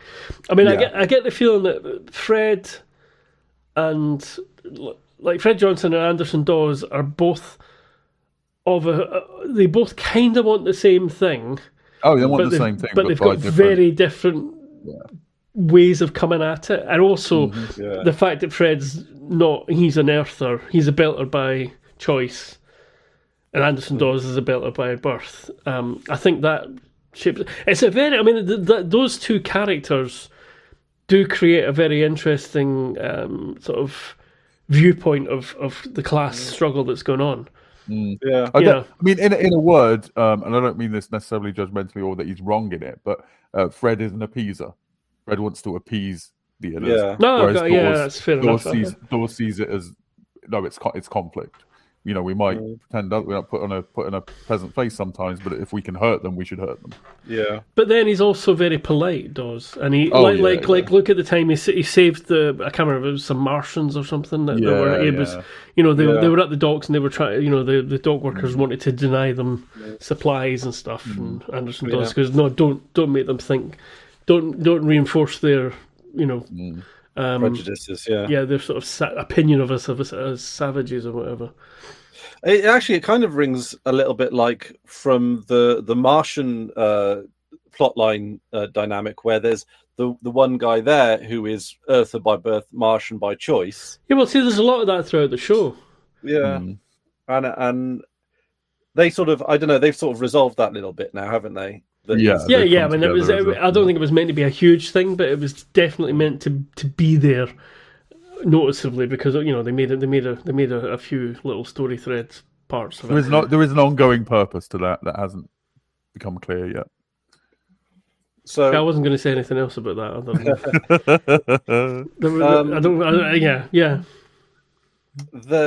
So they're talking about the net, and you as you clued me in last time around. Just before we get off the net into anything else, you know what it reminds me? I don't know if this actually happened in a movie or not. I feel like it did. Maybe Superman 4 or something. Didn't Superman go up into space and gather up all the nuclear weapons in a net and throw them into the sun? Yeah, and then in one of the shittier Superman films. Yeah. And then nuclear man comes out of the sun because something like that. Yeah, I think it's 4 or something. Yeah. I don't think he got them in a net, but I think he did it some kind of like. Woo, yeah, there was some sort of connection. Yeah. Sorry, that do carry on, Chris. But I just had that image in my head, and I wondered if it was irrelevant at all because of because they like to reuse and pay homage to a lot of things. Yeah. So, as I think you said in the last episode, have you ever known Fred Johnson to just hand over an asset or something like that? Yeah, exactly. We did all talk about that. Cardigan's fading into the background now. You can adjust the thing. I can even do proper light because it's no. Really I mean, you can adjust it in the settings. Oh, can you I? can adjust it, yeah. I could. You can make it Ooh, transparent, semi-transparent, and all that sort of thing. Let's not get sidetracked with this, though. Let's not get sidetracked. Okay, so Fred Johnson has not indeed let an opportunity go to waste. 1 second. No, sorry. Not at all. There we go. Slightly better lighting. Okay, so no. Okay, carry on. Actually, 1 second. 1 second. I'll just get rid of the background. Well, you see, as well as the picture choice, you've got like a few little transparency levels you can choose. You probably see that if you're looking. Sorry, folks. Sorry, I'll slip to none. There we go. For now, anyway. If I got an extra picture, I'll put it up. But I'm sort of fading away a bit into the background, aren't I? I love that. It's beautiful lighting, though. Anyway, carry the fuck on. Okay, so Fred Johnson has indeed not let an asset go to waste. He's taken. Now, has he taken the exact right amount of nukes so that it kind of flies beneath the radar? Because they do mention that there's a certain number unaccounted for. They mentioned they know there are some unaccounted for. But they say at this stage, that far away, we're bound to lose a few or something like that. That's what they think. I think they're like, fuck it, it's only nukes. Yeah, well, that's it's only a few nukes. What's the worst that could happen? It's not like nukes have ever hurt anybody. So, a little nuclear weapons never hurt no one. And I think Holden certainly gives a scowling look, a scowl. Yeah. He scowl as in so and even invites Naomi to sort of do you want we need some help disassembling them or deactivating them or sorting them out or that's Kamina drummer asked Naomi to take them to override their security, to override their safety so they can't so they can no longer be cut off completely at all or self-destructed or whatever. Yeah, which so presumably, and Fred Johnson makes it clear. It's look, it doesn't necessarily mean we're going to use them. They can be a deterrent or a bargaining chip. And it's a bit like, just a little bit. I was going to say something, but I'm not sure how much of future thing. Yeah, I'm not going. No, I don't want to muddy the waters. But it's just kind of like. If you think of the Belters as the third faction, and as we've got on our screen, we've got our OPA, Stroke Belters, Mars, and UN. It's that's given them an arsenal, if you like. But it's Fred Johnson's, not the Belts. Even though he might see it as, at the end of the day, it's. I mean, like Anderson Dawes, would not give him a nuke. I would trust. Yeah, I wouldn't give Anderson Dawes nukes. No. I would trust Fred Johnson with a nuke more than I'd trust. Yeah, Anderson I trust him more. I wouldn't say I trust him completely, but I trust him. Yeah, I trust Fred. I trust that Fred. I think Fred has demonstrated that he does. He's not going to use them as a weapon of revenge or whatever. He is seeing it as right. We now have. It's given them as we've talked about ever since Fred Johnson was introduced. We've talked about he wants a place at the table of the solar systems. And also movers and shakers from Earth, right? Mm-hmm. He's who's gonna want to nuke their home? Oh yeah. Even though he's got his problems with there's a lot of targets in the belt. It's not just we're you in your loader. You're obviously thinking, Earth centric, but there's a lot of targets. There's a lot of other targets in the solar system because as well as Earth stations, military stuff. Luna, Mars. I mean, Mars and there's obviously even once you go beyond Mars, there's a wide. Number of targets as well. He does have a line that I noted down because I think it sums up his approach. He says, Earth and Mars are scared, and whenever that happens, Belters always lose. Yes. So he is principally concerned with same as Avasarala, really, just peace. Like he wants peace and then to work within the peace. Yeah. Whereas Dawes might not necessarily see it that way. Dawes probably sees himself as more of a revolutionary. I think in a violent sense. He's very intelligent and very strategic, so I don't think he'd just like nuke Earth for the sake of it, but it might keep them for a point where it was strategically useful to use them. Yeah, or he might, he might balance the knife edge a little bit close. Is that a metaphor I just made up? I think so. It is, but it works. Balance on the knife, on the edge of the knife, I think is what you were aiming at. Basically, I think that Dawes comes across as a little bit more of level-headed accelerationist. For sure. Like Brian Johnson has strategy. He has measured approaches to things. Because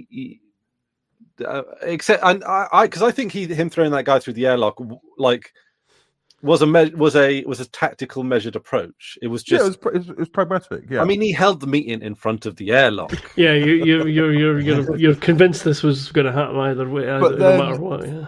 To sort of make it clear what's happening with Fred, there's the tense bit with Fred and Holden that I think happens on the Rossi, and Fred says to Holden because Fred's all about working together and everything, but he says to Holden, you've got to pick a side.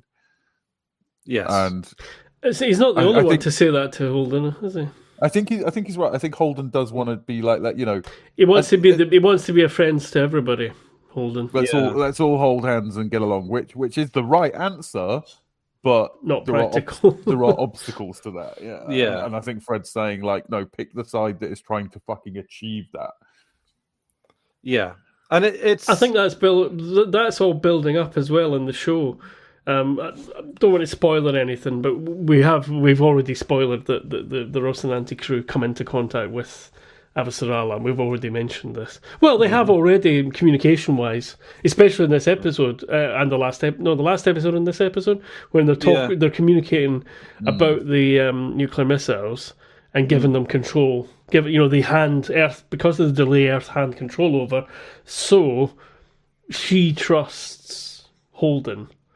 There is she takes a leap of faith into that thing anyway, and I think that's something that Avasarala's, in a way, you could say she's been lucky with her leaps of faith. I mean, we want her to be, because we're rooting for her to get peace. But she's taken a leap of faith with Fred. No, Brian. I think Fred Johnson, and she's taken a leap of faith with James Holden and the Rocinante crew as well. What we're supposed to get from that, I think, is that she's got good political instincts. She reads people well, and she's got good instincts. There's luck involved, of course, but I think it's. It's what's the word? Calculated risk. I suppose is what we're saying. Yeah. And she does do research, going and visiting. That's what I mean about calculated, rather than just. She's not just standing there in a room going, right. My gut feeling is that she's spoken to Holden's mom. She's read his. She reads all the reports that are coming in. She's read all his background from the military and everything. She's not just. She's not winging it. Yeah, it is considered and researched, and then she puts her emotional overlay onto it to weigh up things in the way she did with Fred as well. And I think that's the same thing she did with Fred. And that's why that conversation with Souther and Avasarala is important as well, because he gives a completely different view. Point to the Fred Johnson Butcher of Anderson Station story that we didn't get either until then. Yeah, but it makes Fred make more sense.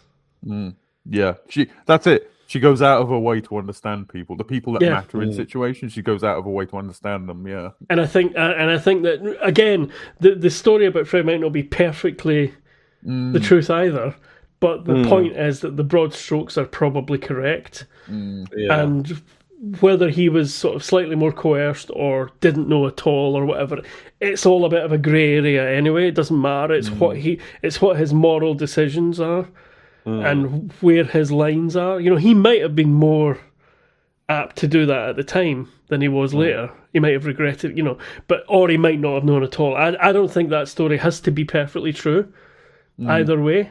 I think it's enough to know that that's where Fred comes down afterwards. And that's, and he doesn't, and the fact that he doesn't try to clear his name and stuff is kind of like part of I think that's part of a grey area of the story as well. That is interesting actually, because is he thinking like if if he doesn't, how would he be able to clear his name as well? How would he? How would he be able to? How would he be able to? It would be like a media campaign or something like that. But yeah. But also, does he? But there would be an opposite. There would be an opposition to this from the Earth. But also, if he tries to scrub his image too much, like, I mean, maybe being the butcher of Anderson Station makes people a little bit fearful of him. Yeah. That's what I'm saying. The whole thing is doesn't have to be exactly one truth or one version about the other. I think knowing what we know about. Put it all together is enough to make you see where Fred's at, and to see Fred from everybody's point of view, to see it from a Belter's point of view, to see him from an Earth point of view, to see him from a Mars point of view. It all fits together, and we don't. Even as an audience, need to know the exact details.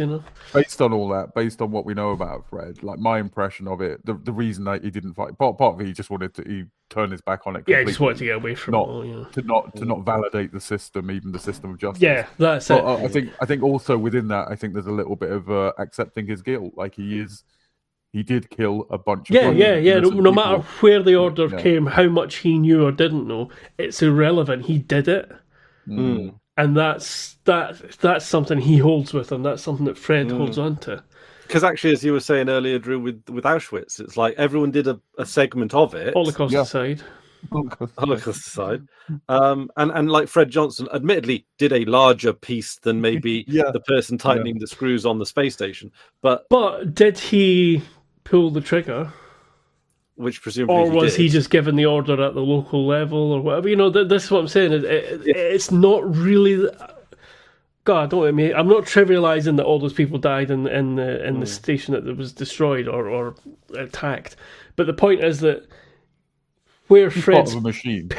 Fred's part of a machine, and he probably realizes that he can't fight the whole machine, and trying to clear his name is probably irrelevant. I think that event made him realize that he was a cog in a machine, and secondly, that machine is inherently evil. Yeah, and I don't think it matters if he clears his name or not. It doesn't matter if he broadcasts to the system, oh, this is what actually happened or not, because people are going to believe what they want to believe for a start, and also the propaganda machine of the Earth military would fight against it. It's also a bit of, and that's the sort of misinformation thing that we're seeing just now. Is give enough information and the truth doesn't matter. Rather than just fighting it in court or something, he's demonstrated, because I mean he killed a bunch of Belters, so the Belt hated him. So he's gone to the Belt, become a Belter effectively, and now is a leader of Belters trying to help the Belters. So he's kind of demonstrated his position. Yeah, it's his penance. It's his penance for. It's his penance, but it's also regardless in a way, it's a demonstration of his innocence. It's a demonstration that he is not the kind of person who would kill Belters just for the sake of killing Belters. Yeah. Fair enough. Yeah. And also, what's interesting is the scene straight after it, which we have missed because it was back on the Rocinante, is they're talking about what to do with the protomolecule, the remaining protomolecule. Well, they do it. Yeah. So they got an asset. Is it this episode where? No, I thought they'd already. Ooh, I'm mixing up two story threads. Well, in this episode, they all do. Oh, we've lost Drew. Yeah, is he coming back? That's quite funny though. Yeah. But I was thinking, like, it's kind of neat how they switched those last two scenes back to back, because on the first half of it, you've got Fred Johnson who's talking about like the importance of maintaining your assets and all that, and then they switch over and they go, "Oh, this is our big nuclear asset," and they're talking about what to do with it. Do I need to switch places with Drew? Not yet, because there's four of us still, so you probably will in a minute, but I'll let you know. Okay. And then sort of Alex makes the interesting point that. Can I just double check something? I don't want to spoil anything, so I want to really be clear that I'm in the right place in the story. They've already parked the missile with the protomolecule, yeah? Yes. Yeah. And this happened a few episodes ago, didn't it? Yeah. So in this episode, bounce back. episode, they decide to fly it into the sun, and Naomi doesn't. That's where we're up to. Right, I didn't want to say that, so I wanted one of you to. That's what I was getting. That's what I was getting at. I wanted one of you to explicitly say where we've got to. So we see on that screen. I mean, if you bring up the little screen, Chris, for your background, if you want to, we see that it's simulation. She's checking things out, and then Holden comes up while she's doing that, and she makes out that that's what's actually happening. Whereas we know, if we're observant enough, you'll see that it says simulation. Sorry, where was this? On the scene where Naomi claims to be destroying the... hang on a minute. Oh, wait a second. Okay. Oh, did you not catch that? Where am I looking on simulation? On the screen that she's tippy tapping the controls for I think it's before Holden walks up to her. Yeah, just before Holden walks up.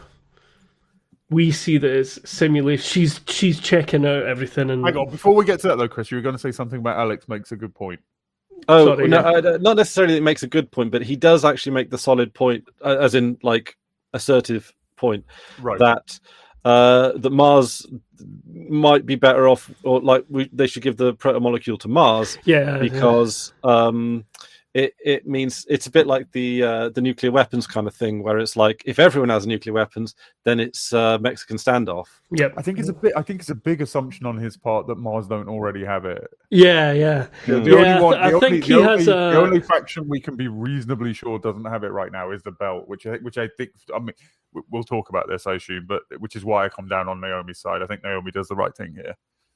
So she does what? I mean, I don't want to sort of get into sexism and all that sort of stuff, but I feel like Naomi's a lot more underhand and sneaky and female in a sort of traditional sense than say Fred or Anderson Dawes or even the rest of the crew of the Rocinante. Possibly. And I think that's interesting that she does things. It's more belterish as well.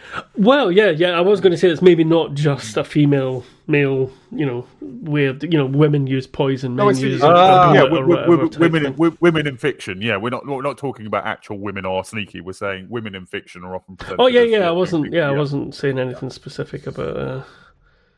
Okay, I've seen it now. God, I mean, I did not pick this up until you pointed it out because it's. But you see, after she does the simulation, it then cuts to an actual shot of the missile, and the missile just simulation ready. There you go. Just spins its engines down. Because that's what they would do before they do something, maneuvers or whatever. They would run it through the computer because that's what happens with like.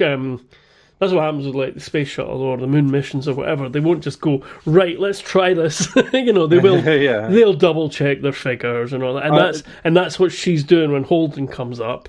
Oh, unless you're that guy from Cloud Strike, and then you did that thing. He tested live.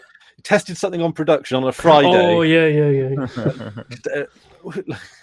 Oh god, the memes around that were pretty hilarious, I gotta say. It's like, yep, right, send to production, last thing on a Friday. What's the worst that could go wrong? Yeah, so there you can see it. I can see it next to your head now. Simulation ready and start simulation, end simulation, or confirm and initialize.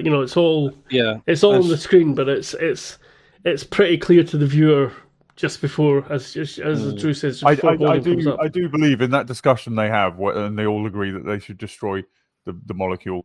I think they're all being fucking idiots there to be that sure that like they've seen the back of it. Like there's no reason to think that there isn't more of it out there, and that having some of it might be an advantage. I'm 100% behind Naomi on this. Yeah, I think Naomi makes the right decision as well. But the fact that she makes it in a sort of arbitrary way, I mean, I can't remember what it is. What was it that she betrayed, or Amos felt betrayed about before? Is that because she knew about Holden having did the distress call? Yeah. And I wonder if she hasn't learned a lesson from that. I mean, I'm not saying that her decision and what she does is really separate, can be separated from. I think she's aware that she wouldn't be able. The way they're all feeling, she wouldn't be able to talk them around. Yeah. She's got a different perspective. Again, this keeps coming up. It's different for the Belters who've been at the mercy of the two other powers for however long. Yeah, we've got to remember she's the only belter in the crew. Yeah, and talking them round wouldn't work. Holden in particular. Holden's got an overly idealist view of Earth as well. Yeah, and even though he's been disillusioned by it and left the military and everything, he's still got a slightly idealistic view, which I think makes him and Avasarala quite. Yeah, it's not. I don't. I mean, Avasarala is probably manipulating Holden a bit, but also she trusts him. Yeah, and obviously, as shown in this episode, she puts her trust in him. And I think that. I think that Alex probably has a similar view of Mars. He kind of thinks that Mars are more honourable than they actually are. I mean, I think in the bit Chris is talking about, I think he literally he either says or implies that Mars would use it. Mars has the great scientists. Look at all the good that we've done. Our scientists do good things. Yeah. Yeah. Well, and that's we're back to the Epstein drive thing as well. Yeah. And we also, if there's the fourth part of this equation, which is Amos, and it's interesting. He's probably got almost the opposite view of Earth than Holden has. He probably is mistrustful of anything above the lower echelons, and in a way, I think that makes Amos more like a belter as well. We're on this thing where the show is about class than anything else, and that's that brings us back to Fred Johnson being an Earther who supports the belt. Well, we've got the trooper, the Martian trooper. Fred's perspective is very much not like working class. I think he's looking at it from that idealized kind of middle class perspective. He's it's kind of the an idealized view of the revolution. Like he's clearly cynical towards Earth because of what they did to him, and how it was demonstrated that the system is evil. But still, because of his class position, I think he's still got a bit of faith that he thinks the system can be fixed. Yeah. Whereas Dawes thinks it should be torn apart. And I think Johnson's like. I don't think he would put all his. We're at 2 hours, by the way. Just FYI, it's fine, but about. It's. I don't think Johnson would bet the farm on the system being able to be fixed, but I think he would take that as a first option, right? Oh, yeah. Sorry, wrong choices. Ironic there, yeah. Yeah, I do wonder, right? Like realistically, who can actually even just responsibly take the proto-molecule, right? Presumably Earth, presumably Mars, and then really the only other person is Johnson, right? Fred Johnson. Like, so in what way are you saying Earth and Mars could be responsible? As in, like they could study it without it. I know. Right? Who's looking after the Ark of the Covenant? Oh, top people, top men. Yeah, I wouldn't. There's nobody in this universe that I would trust with that. Like as where we are now, there's nobody. So then, and interestingly, Naomi doesn't make that decision to give it to anyone. She just makes the decision not to take it away, which is another, again, without foresight of what's coming up in the show or outside like viewer vision of things. Yeah, she's not. I don't feel like she's betraying anybody. She's betraying the trust of the crew a little bit. Yeah. In as much as they think. But it's not like she's left it somewhere. It's not like she's taken the proto-molecule and left it on a desk in Tycho Station or something, or left it on a bus. She's still protecting it. Have you seen the Power Rangers movie? No. I've seen the more recent one. I've not seen the older one. Not the old one. So basically, the plot of the original Power Rangers movie is that they discover underground this suspicious purple goo that ends up. They open up the sort of the vaults that it was buried deep underground for. We're back to Oncola here, I think. And it comes out. And then it turns out to be this guy called Ivan Ooze, who is the bad guy of the the show that they and this is starting to look a little bit like the plot. If there are some plucky teenagers hopping around the asteroids, and they happen to find Diogo, Diogo, the first Power Ranger. I mean, honestly, the Power Rangers is. I know there's like 4 or 5 different coloured costumes, but they're all pretty much the same design. That is just about the only thing I know about Power Rangers. I know what they look giant like. Robots. Do they fight robots? I didn't even know that. Robots, like they have big. They're inside the robots. Oh, I thought they were just like what do you call it? Neoprene suits or something. I didn't think. Oh, no, well, they are in that, and then they go into their Zords. That's what they're called. These big robots, and then they fight big, like in Japan. It's very Japanese in that kind of way that they have the big robots. They fight the big monsters, and then there's a lot of martial arts and stuff. Anyway, sorry, I just wanted to just draw the parallel. There'll be someone who watches this that will. Oh yeah, I'm sure some people will get it. I'm not just shutting your ass down or whatever. I mean, maybe that reference was deserved. Finland, by the way, Onkalo. Finland, right? Yeah, so not Onkalo, sorry. So anyway, is that's all of Earth left, isn't it? So there's a little bit with at the end with Alex and Amos. No, wait, hang on. Oh, that's what I was going to say. Yeah. Go on. We glanced past it, but Amos takes a moon off the Martian flag, which I feel that was the other funny-ish bit. Yeah. I felt that was a bit harsh. What's happening there is so he's offended. He knows he's offended Alex by protecting him, basically, and Alex feels emasculated. Emasculated. Yeah, thank you. He's trying to get Alex to punch him. Yeah, he's trying to provoke Alex, basically. Yeah, and take a hit like a man again. Yeah. But then he breaks down his worldview of the bad ones, the ones you follow, and the ones you need to protect. And there's nothing wrong with me needing protection. Yeah. It means you're valuable. It means you're. Well, yeah. But as well, it's interesting when we had this in the last episode as well, where they talk about, although Mars on their flag have the 2 moons, Phobos and Deimos on the flag, they really can't see them anyway. It's not like it's not like our moon where they can see the thing, and they're basically captured asteroids, or cloud objects or whatever the fuck it was. I can't remember now.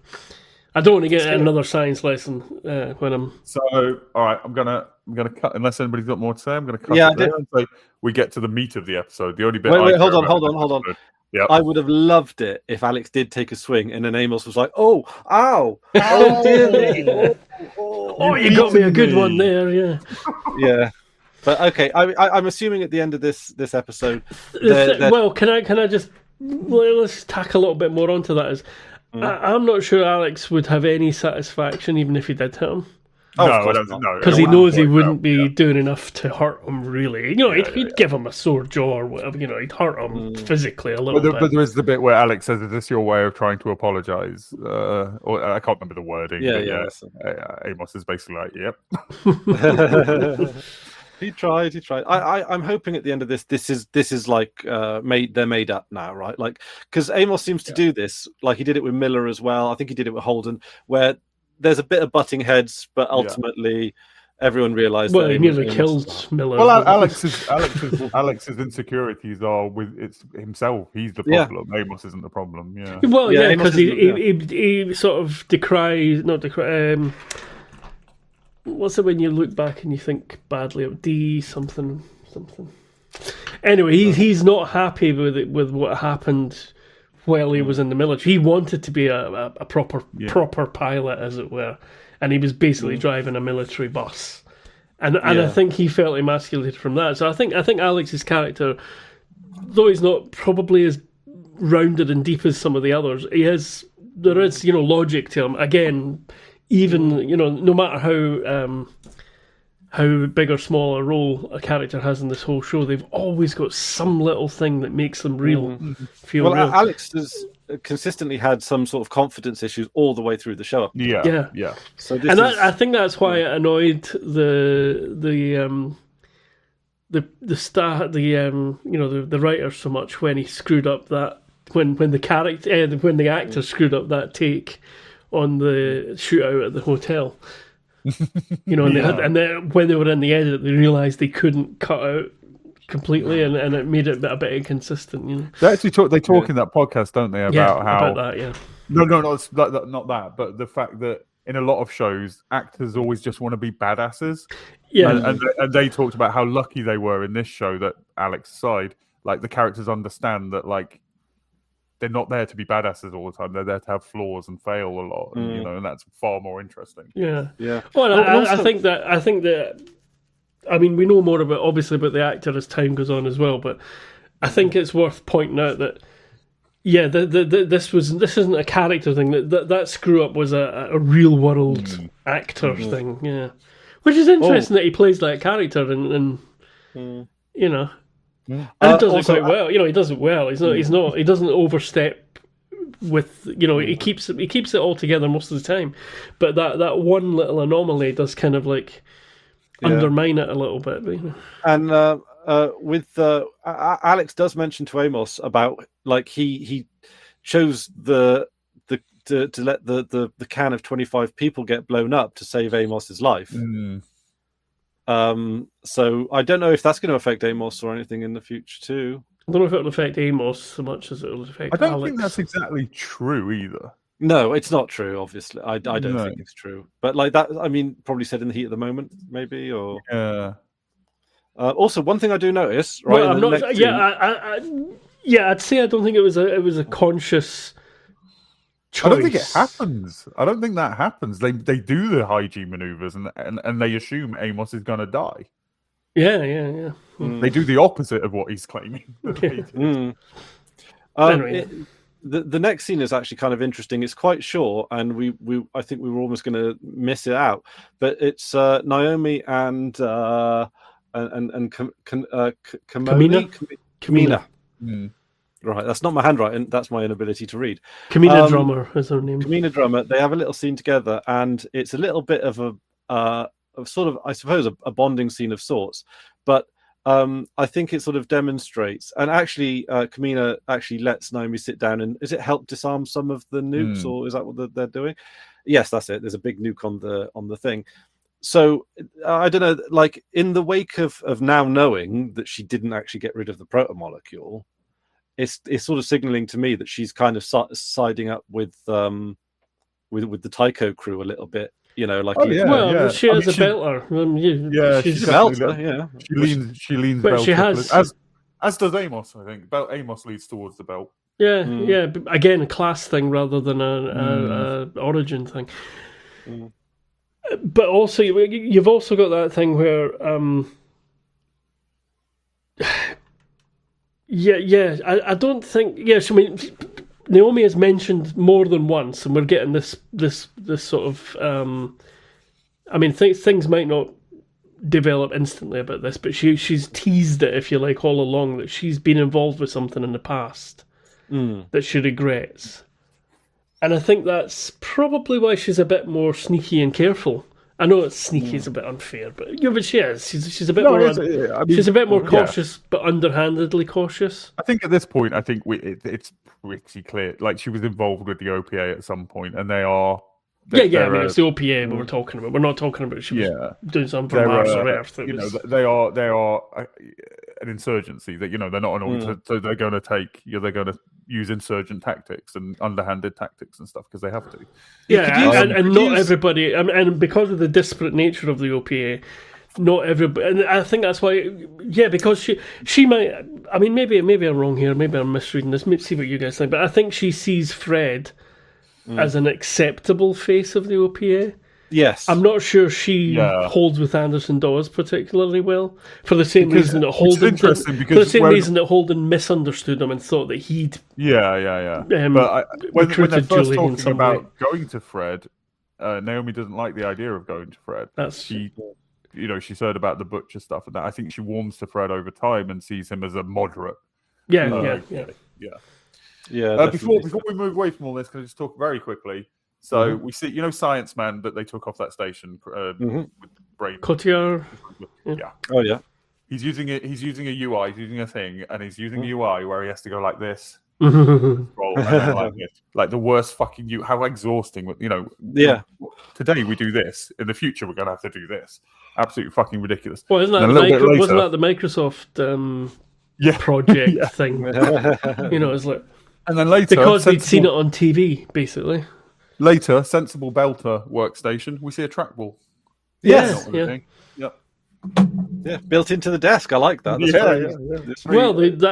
Have you ever seen any of the old computers in the? I love those. Yeah, mini computers and stuff had a lot. They have the hardware was built into all of the and luggables. Luggables were excellent. I think they were brilliant things.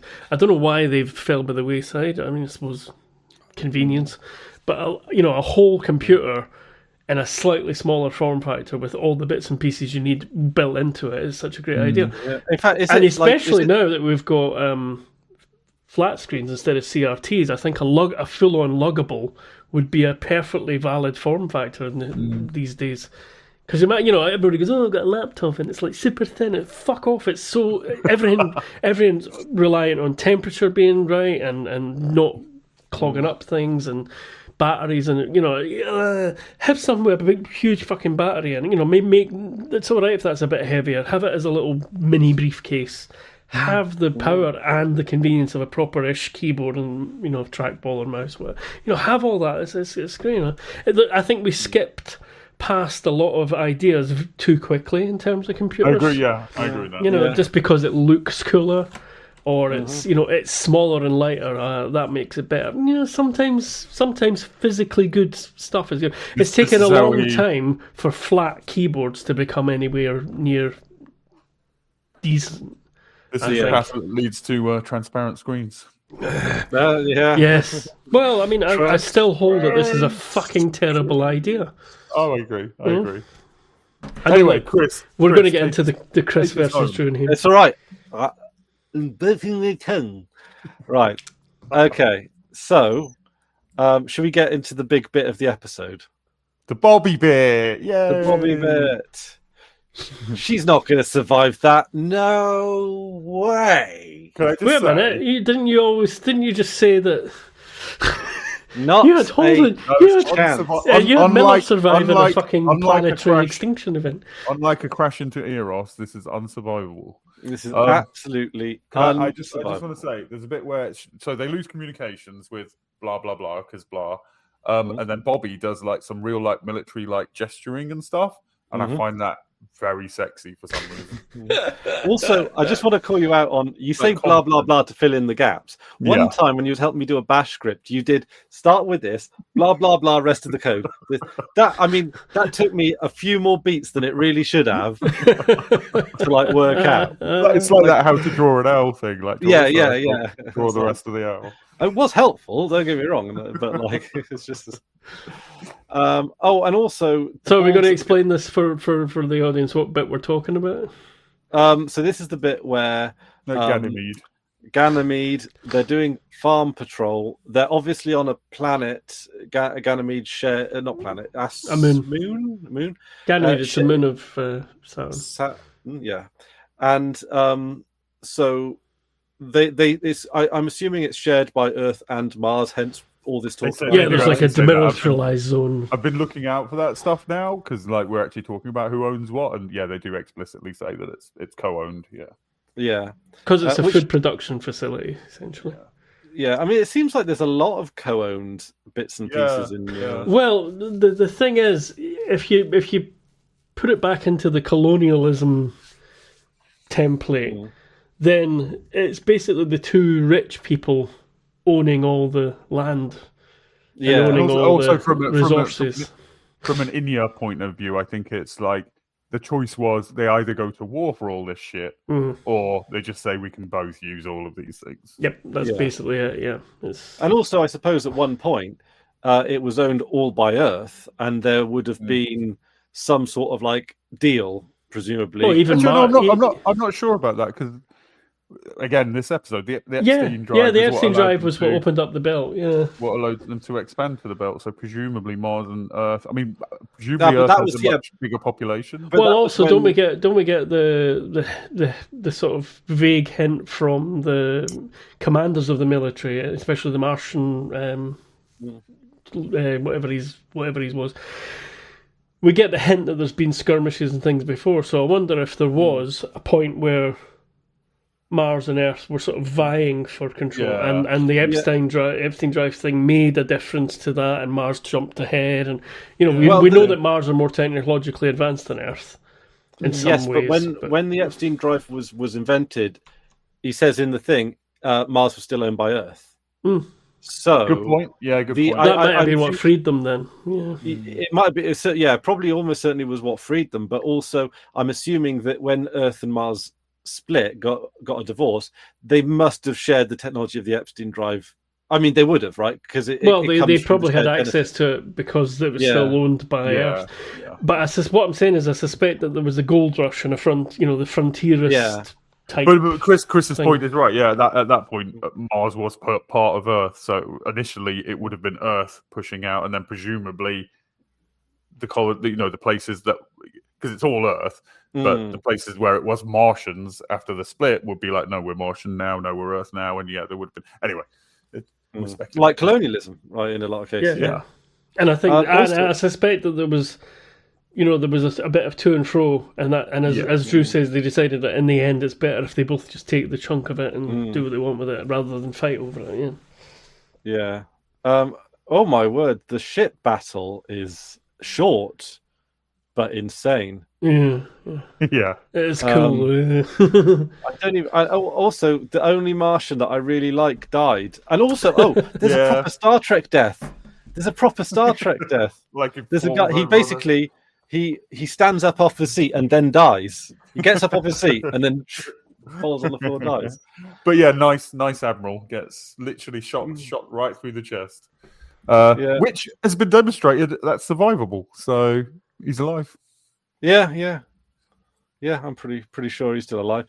I mean, it would be awfully strange if they started like a new book / part series with a whole new character. And then, just killed him off in the first few episodes like that. That I don't think it is important. Yeah, I think it's important that it's him because we as when I say we, I mean we as the whole audience, we're intended to be warm towards him. He's Lieutenant Sutton. He's the one preventing I'm not necessarily saying single-handedly, but he is quelling down the more warlike. Yeah, I mean he's the one that tries to keep Bobby's temper in check. And stuff, Yeah. But so she just sees the ship just disintegrate in the air. Is that right? Is that the same ship? I think those are the mirrors. So Ganymede has big mirrors to concentrate the sunlight because they're a bit further out for the plants. And we see the mirrors getting shattered and falling down. But I mean, the ships are definitely fucking each other up as well. Yeah. Okay, so they get attacked by. Also, Bobby sees someone from the human building waving, like going ah. Well, either that or just like hello, family fortunes wave. Hey. Yeah. Oh, they've got family fortunes over there, lucky bastards. And obviously they're sort of like waving for help. Because no, they're not. You will find out about who that is and stuff. It's not important, which is why I'm confirming / denying. But yeah, no, that's unrelated to what goes because it's before what happens outside happens. Yeah, I'm assuming that they something's happened and like help us. No. Okay. Then there's lots of violence in fast succession, and then we see. A humanoid proto-molecule. Dun, dun, dun. So, I'm amazed that you haven't called him a White Walker. Actually, you've seen I know. Yeah. Clearly you're thinking of as white, but I'm amazed you didn't say the words. Well, the whites are coming. Winter is here. The whites are coming? Whoa, steady on, old bean. You mean the winter is coming is what you meant. Winter is coming, yeah. The White Walkers, I tell you what, Chris, if anybody gets cancelled here, it's going to be you. Oh God, yeah. Which is surprising. Yeah, it's actually surprising. Out of the three of us, wouldn't put you as the first one to be cancelled. Yeah. So we obviously this is the cliffhanger ending, and it's been a while. Like obviously, like scheduling and all sorts has stopped us from doing we were doing them, knocking them out a few in a row at that point. I really wanted to get on to the next episode, and now I'm curious. Actually, have you ever lied to us and gone one ahead? Never. You've been a good boy. I promise never. I thank you for that because I think it is important.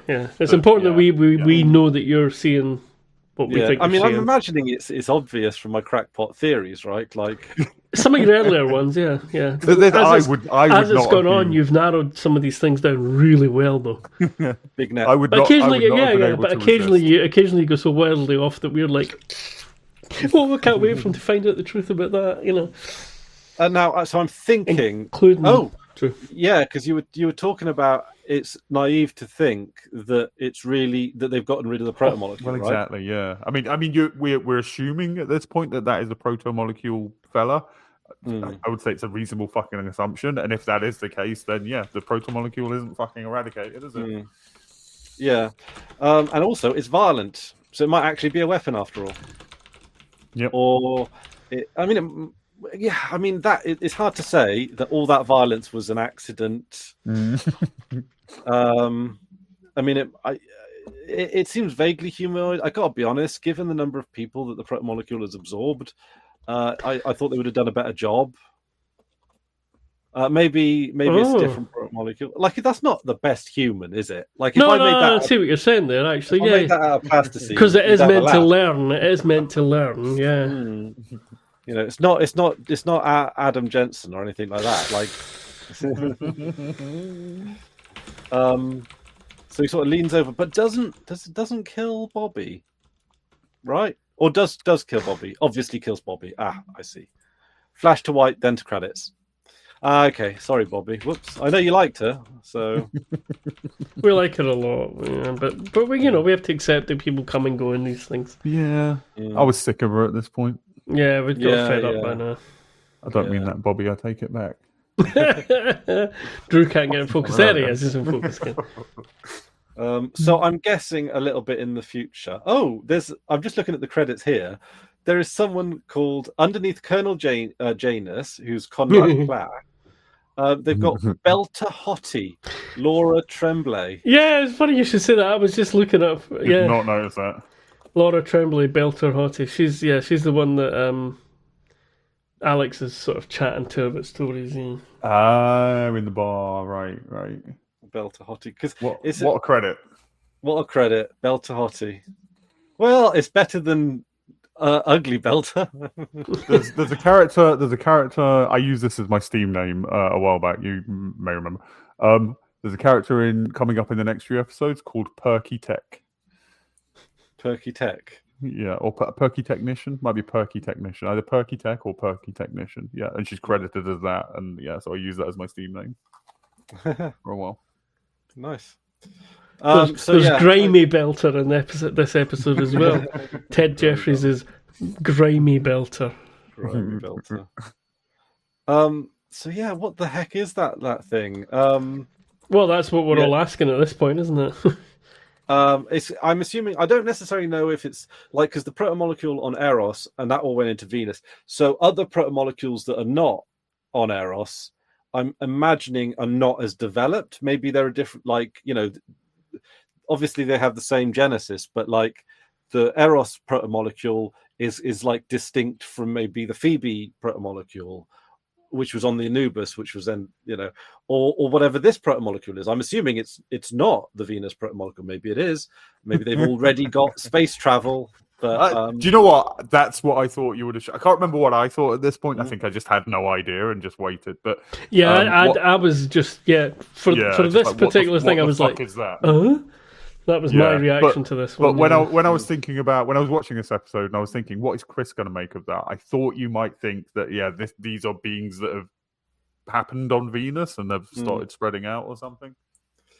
in a week or something. Like, yeah, yeah, the time span is a bit, but protomolecule. Protomolecule, all things are possible with a protomolecule. So Natalie Jancy is Perky Tech. So I know what you were saying, Hamish, a couple of last episode, where you weren't enamored with this particular episode when you first saw it, but now. Yeah, the flashbackiness was a bit weird, but then Drew literally a few days ago, Drew put it in a perspective that made me go, it wasn't the whole episode, it was just that particular bit of it. Seemed a bit strange, but I still think it kind of fills more of the episode than it needs to. Probably. And the having it show up in little segments is a bit weird. I think it could have been a prologue-y thing and been done with. Still, I liked it as a little story. The track, he invents this thing and then it kills him. Yeah, like the inventor of dynamite. Yeah, is that the guy, the inventor of dynamite? And also kind of the segue. Also, yeah, and the segue. It makes a good segue. I gotta be honest. The guy in it, Mr. Epstein, Solomon Epstein. I don't know if that's a biblical reference or anything, but he. I'm kind of glad that he's not an ongoing character, because despite the fact that he was fine in that moment, I think I'd kind of find him a little bit like too much. He has, to me, and this is completely subjective, no judgment on the person, a bit of an annoying face. He kind of has a Pixar face. Yes, that's exactly it. Yeah. Who? Sorry, what? Pixar. He has a Pixar face. Solomon Epstein. As if he's made by Pixar. Yeah, like he's got plucky hero protagonist face. Yeah. Oh my gosh, I got this one here. This is absolutely Pixar face. Sam Huntington. And I this could easily be like. I think I don't know enough Pixar to get the reference, to get what you're saying. It's like. That's like a very animated face, very expressive. It's very Star Trek, I think. Yeah, you may wonder what I had to do to get to this place. Well, let me take you back. So I feel this is weird that my face is on top of his. Yeah, I do like the bit where he goes for the switch and it literally breaks his fucking arm. It's like whoa. Yeah. No, it's good. When you hear the crack. Yeah, goodwill building. Yeah. But yeah, it could have been shorter and could have had more. But then, but for what it was, I liked it. And I think the reason I had problems with this episode the first time through, and this not necessarily but because it didn't carry on with Venus. Like I was so fucking curious. That's clearly intentional. But they bring in the scientist who's going to go on the mission and find out, and they're building up to that. Expanse. There is a very strong binary between the episodes where they're building up to something and then the episodes where it all comes together. Am I kind of guessing that like the next grand peak of this series is going to be finding out what happens on Venus? Poker faces if you want. Je ne sais pas. I can't remember. But like, since that's the big mystery, it kind of makes sense that would be a very strong ending for a series. But maybe it's something else. Is it the only mystery that we've got at the moment, though? It's. I mean, we've also got political. Well, as you have all the way through the show of The Expanse, you've got political stuff going on. You've got the science fiction-y stuff going on. Well, I think to be fair, it is the one that if you could have been given an answer right then, that's the one you want. But that might be contested by mystery blue men who've turned up. Like they are now a sort of another mystery. Yeah, and also the as I say the ongoing political situation. We appear to have. We thought we had avoided war between Earth and Mars, yeah? Mm-hmm. And then there's this big battle that's a bit confusing. So we don't know who's involved, really. Well, we know Mars are involved because their ship gets attacked. We know it's Mars and Earth shooting each other. We know that, right? But we don't know why. Oh my god! What if it's Jules Pierre Mao and his army of protomolecule boys? The Blue Man Group. I like that. Smurfs. Yeah. Jules Pierre Mao and the Smurfs. I think Smurfing around on Ganymede. Yeah. Do you know Smurfette is has changed genders? Oh, really? Originally, all Smurfs were male, and the bad guy transitioned one of the Smurfs to Smurfette. And just one for all just of the them. One. Yeah. I mean, I assume some of them are gay and bi or whatever, but she's gonna be brimful of cum. Absolutely. Blue. I mean, that's what some people call Tycho. That's a reference. That's a reference from a chat the other night. Oh gosh! Oh gosh! Oh gosh! I can't believe Drew said I don't that. remember. F I don't star remember, star star. I don't remember what's in videos and what isn't at this point. Yeah, it's just life is just like one online discussion between some sick bastards. Okay, so rings full of cum aside. Is there any more of this episode? Are we... That was a new thing you just invented. Rings. Yeah, I don't know how rings come into it. Rims full of cum. Brimful of brimful. Oh, I thought you said a ring full of. No. I'm not that crass. Come on.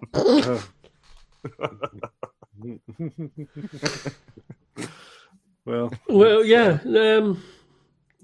Yeah, this is definitely throwing things for a wobble. Yeah, so we're at 3 hours. What is the very 2.5? But yeah, what's the very end of this show then? The very last scene.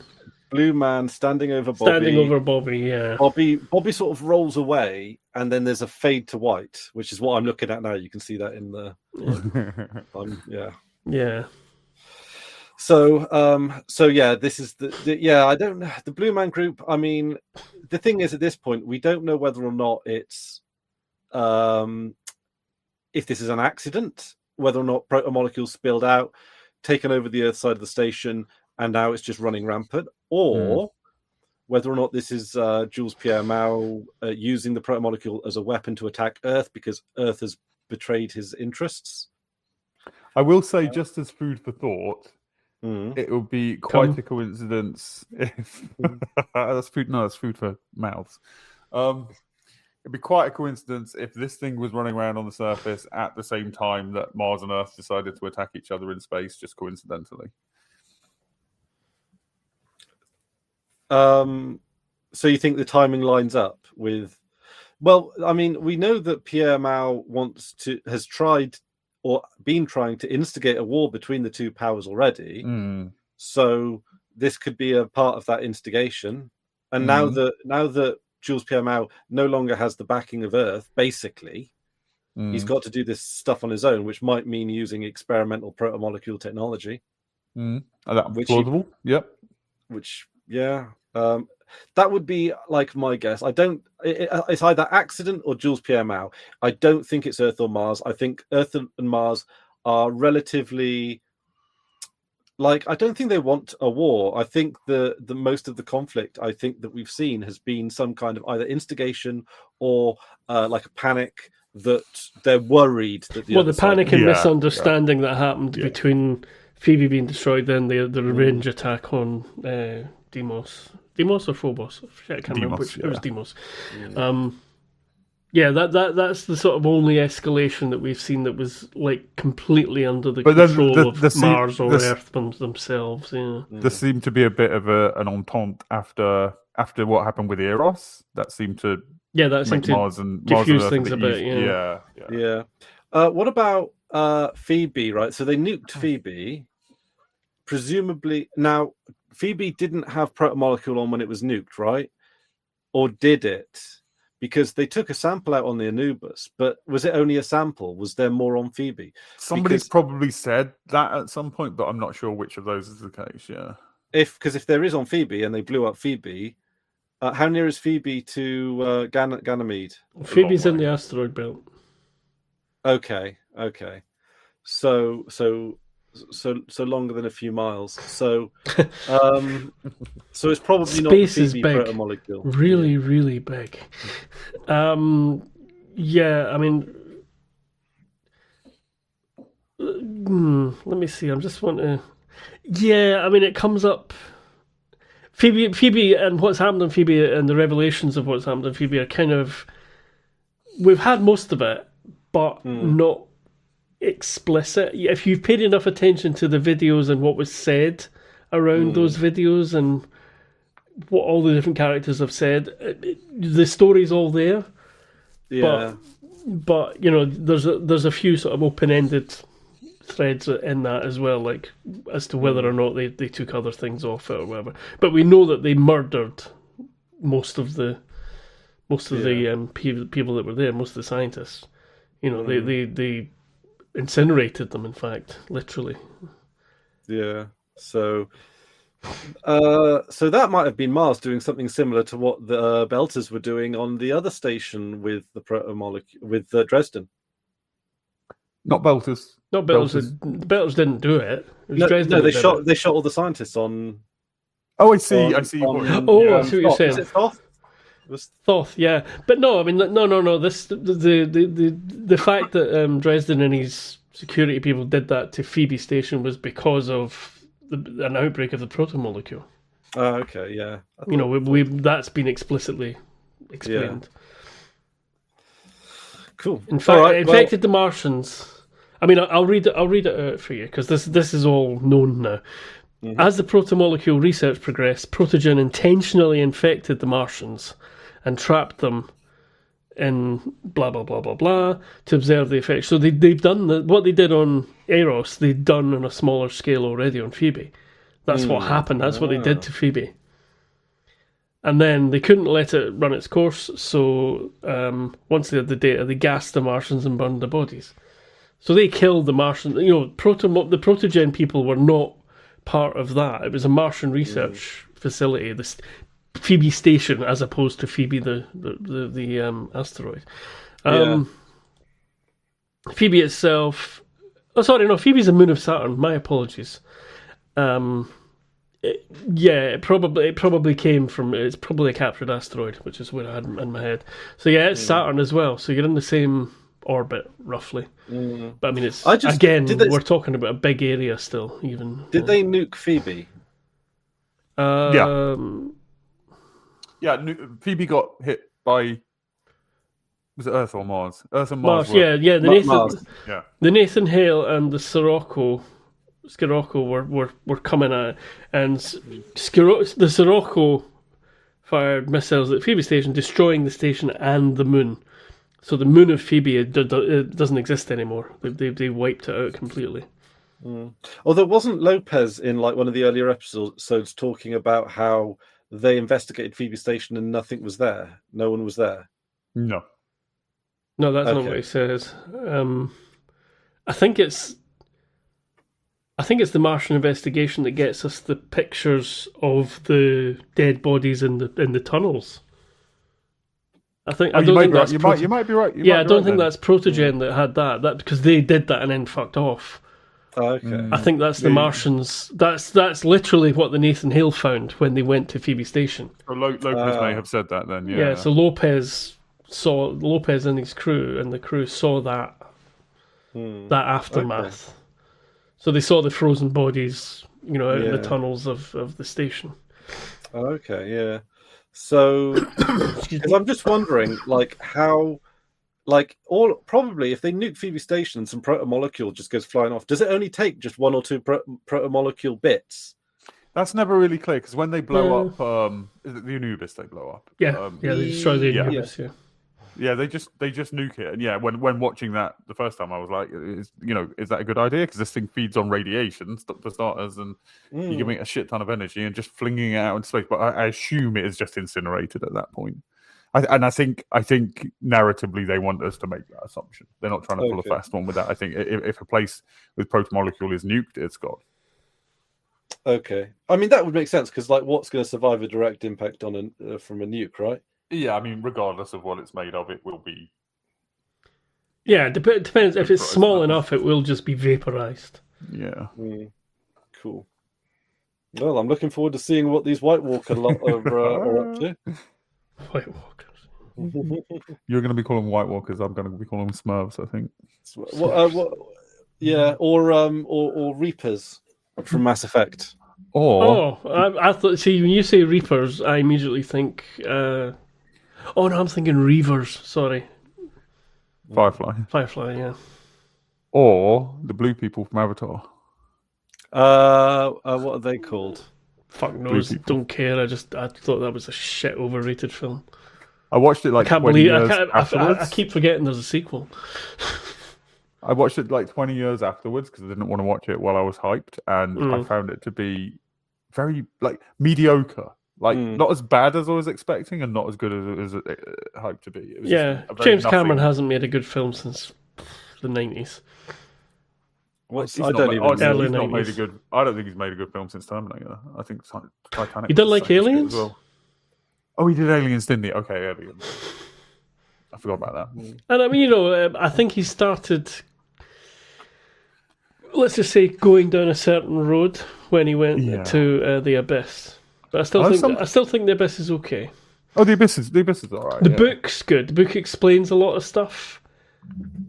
And the film, they sort of, what's the word I'm looking for? Expound? Expound. Yeah, expound, thank you. They expound a few things. Expand. Yeah. Anyway, shall we call it? I really want to piss. Yeah. Right, you go for a space piss. We are at 2 minutes, 2 hours 44, 2 hours 30 seconds, 4 minutes. Thank you all very much for putting up with us this long. I hope we've actually talked about the episode mostly, and cheese and onion are supposed to be green.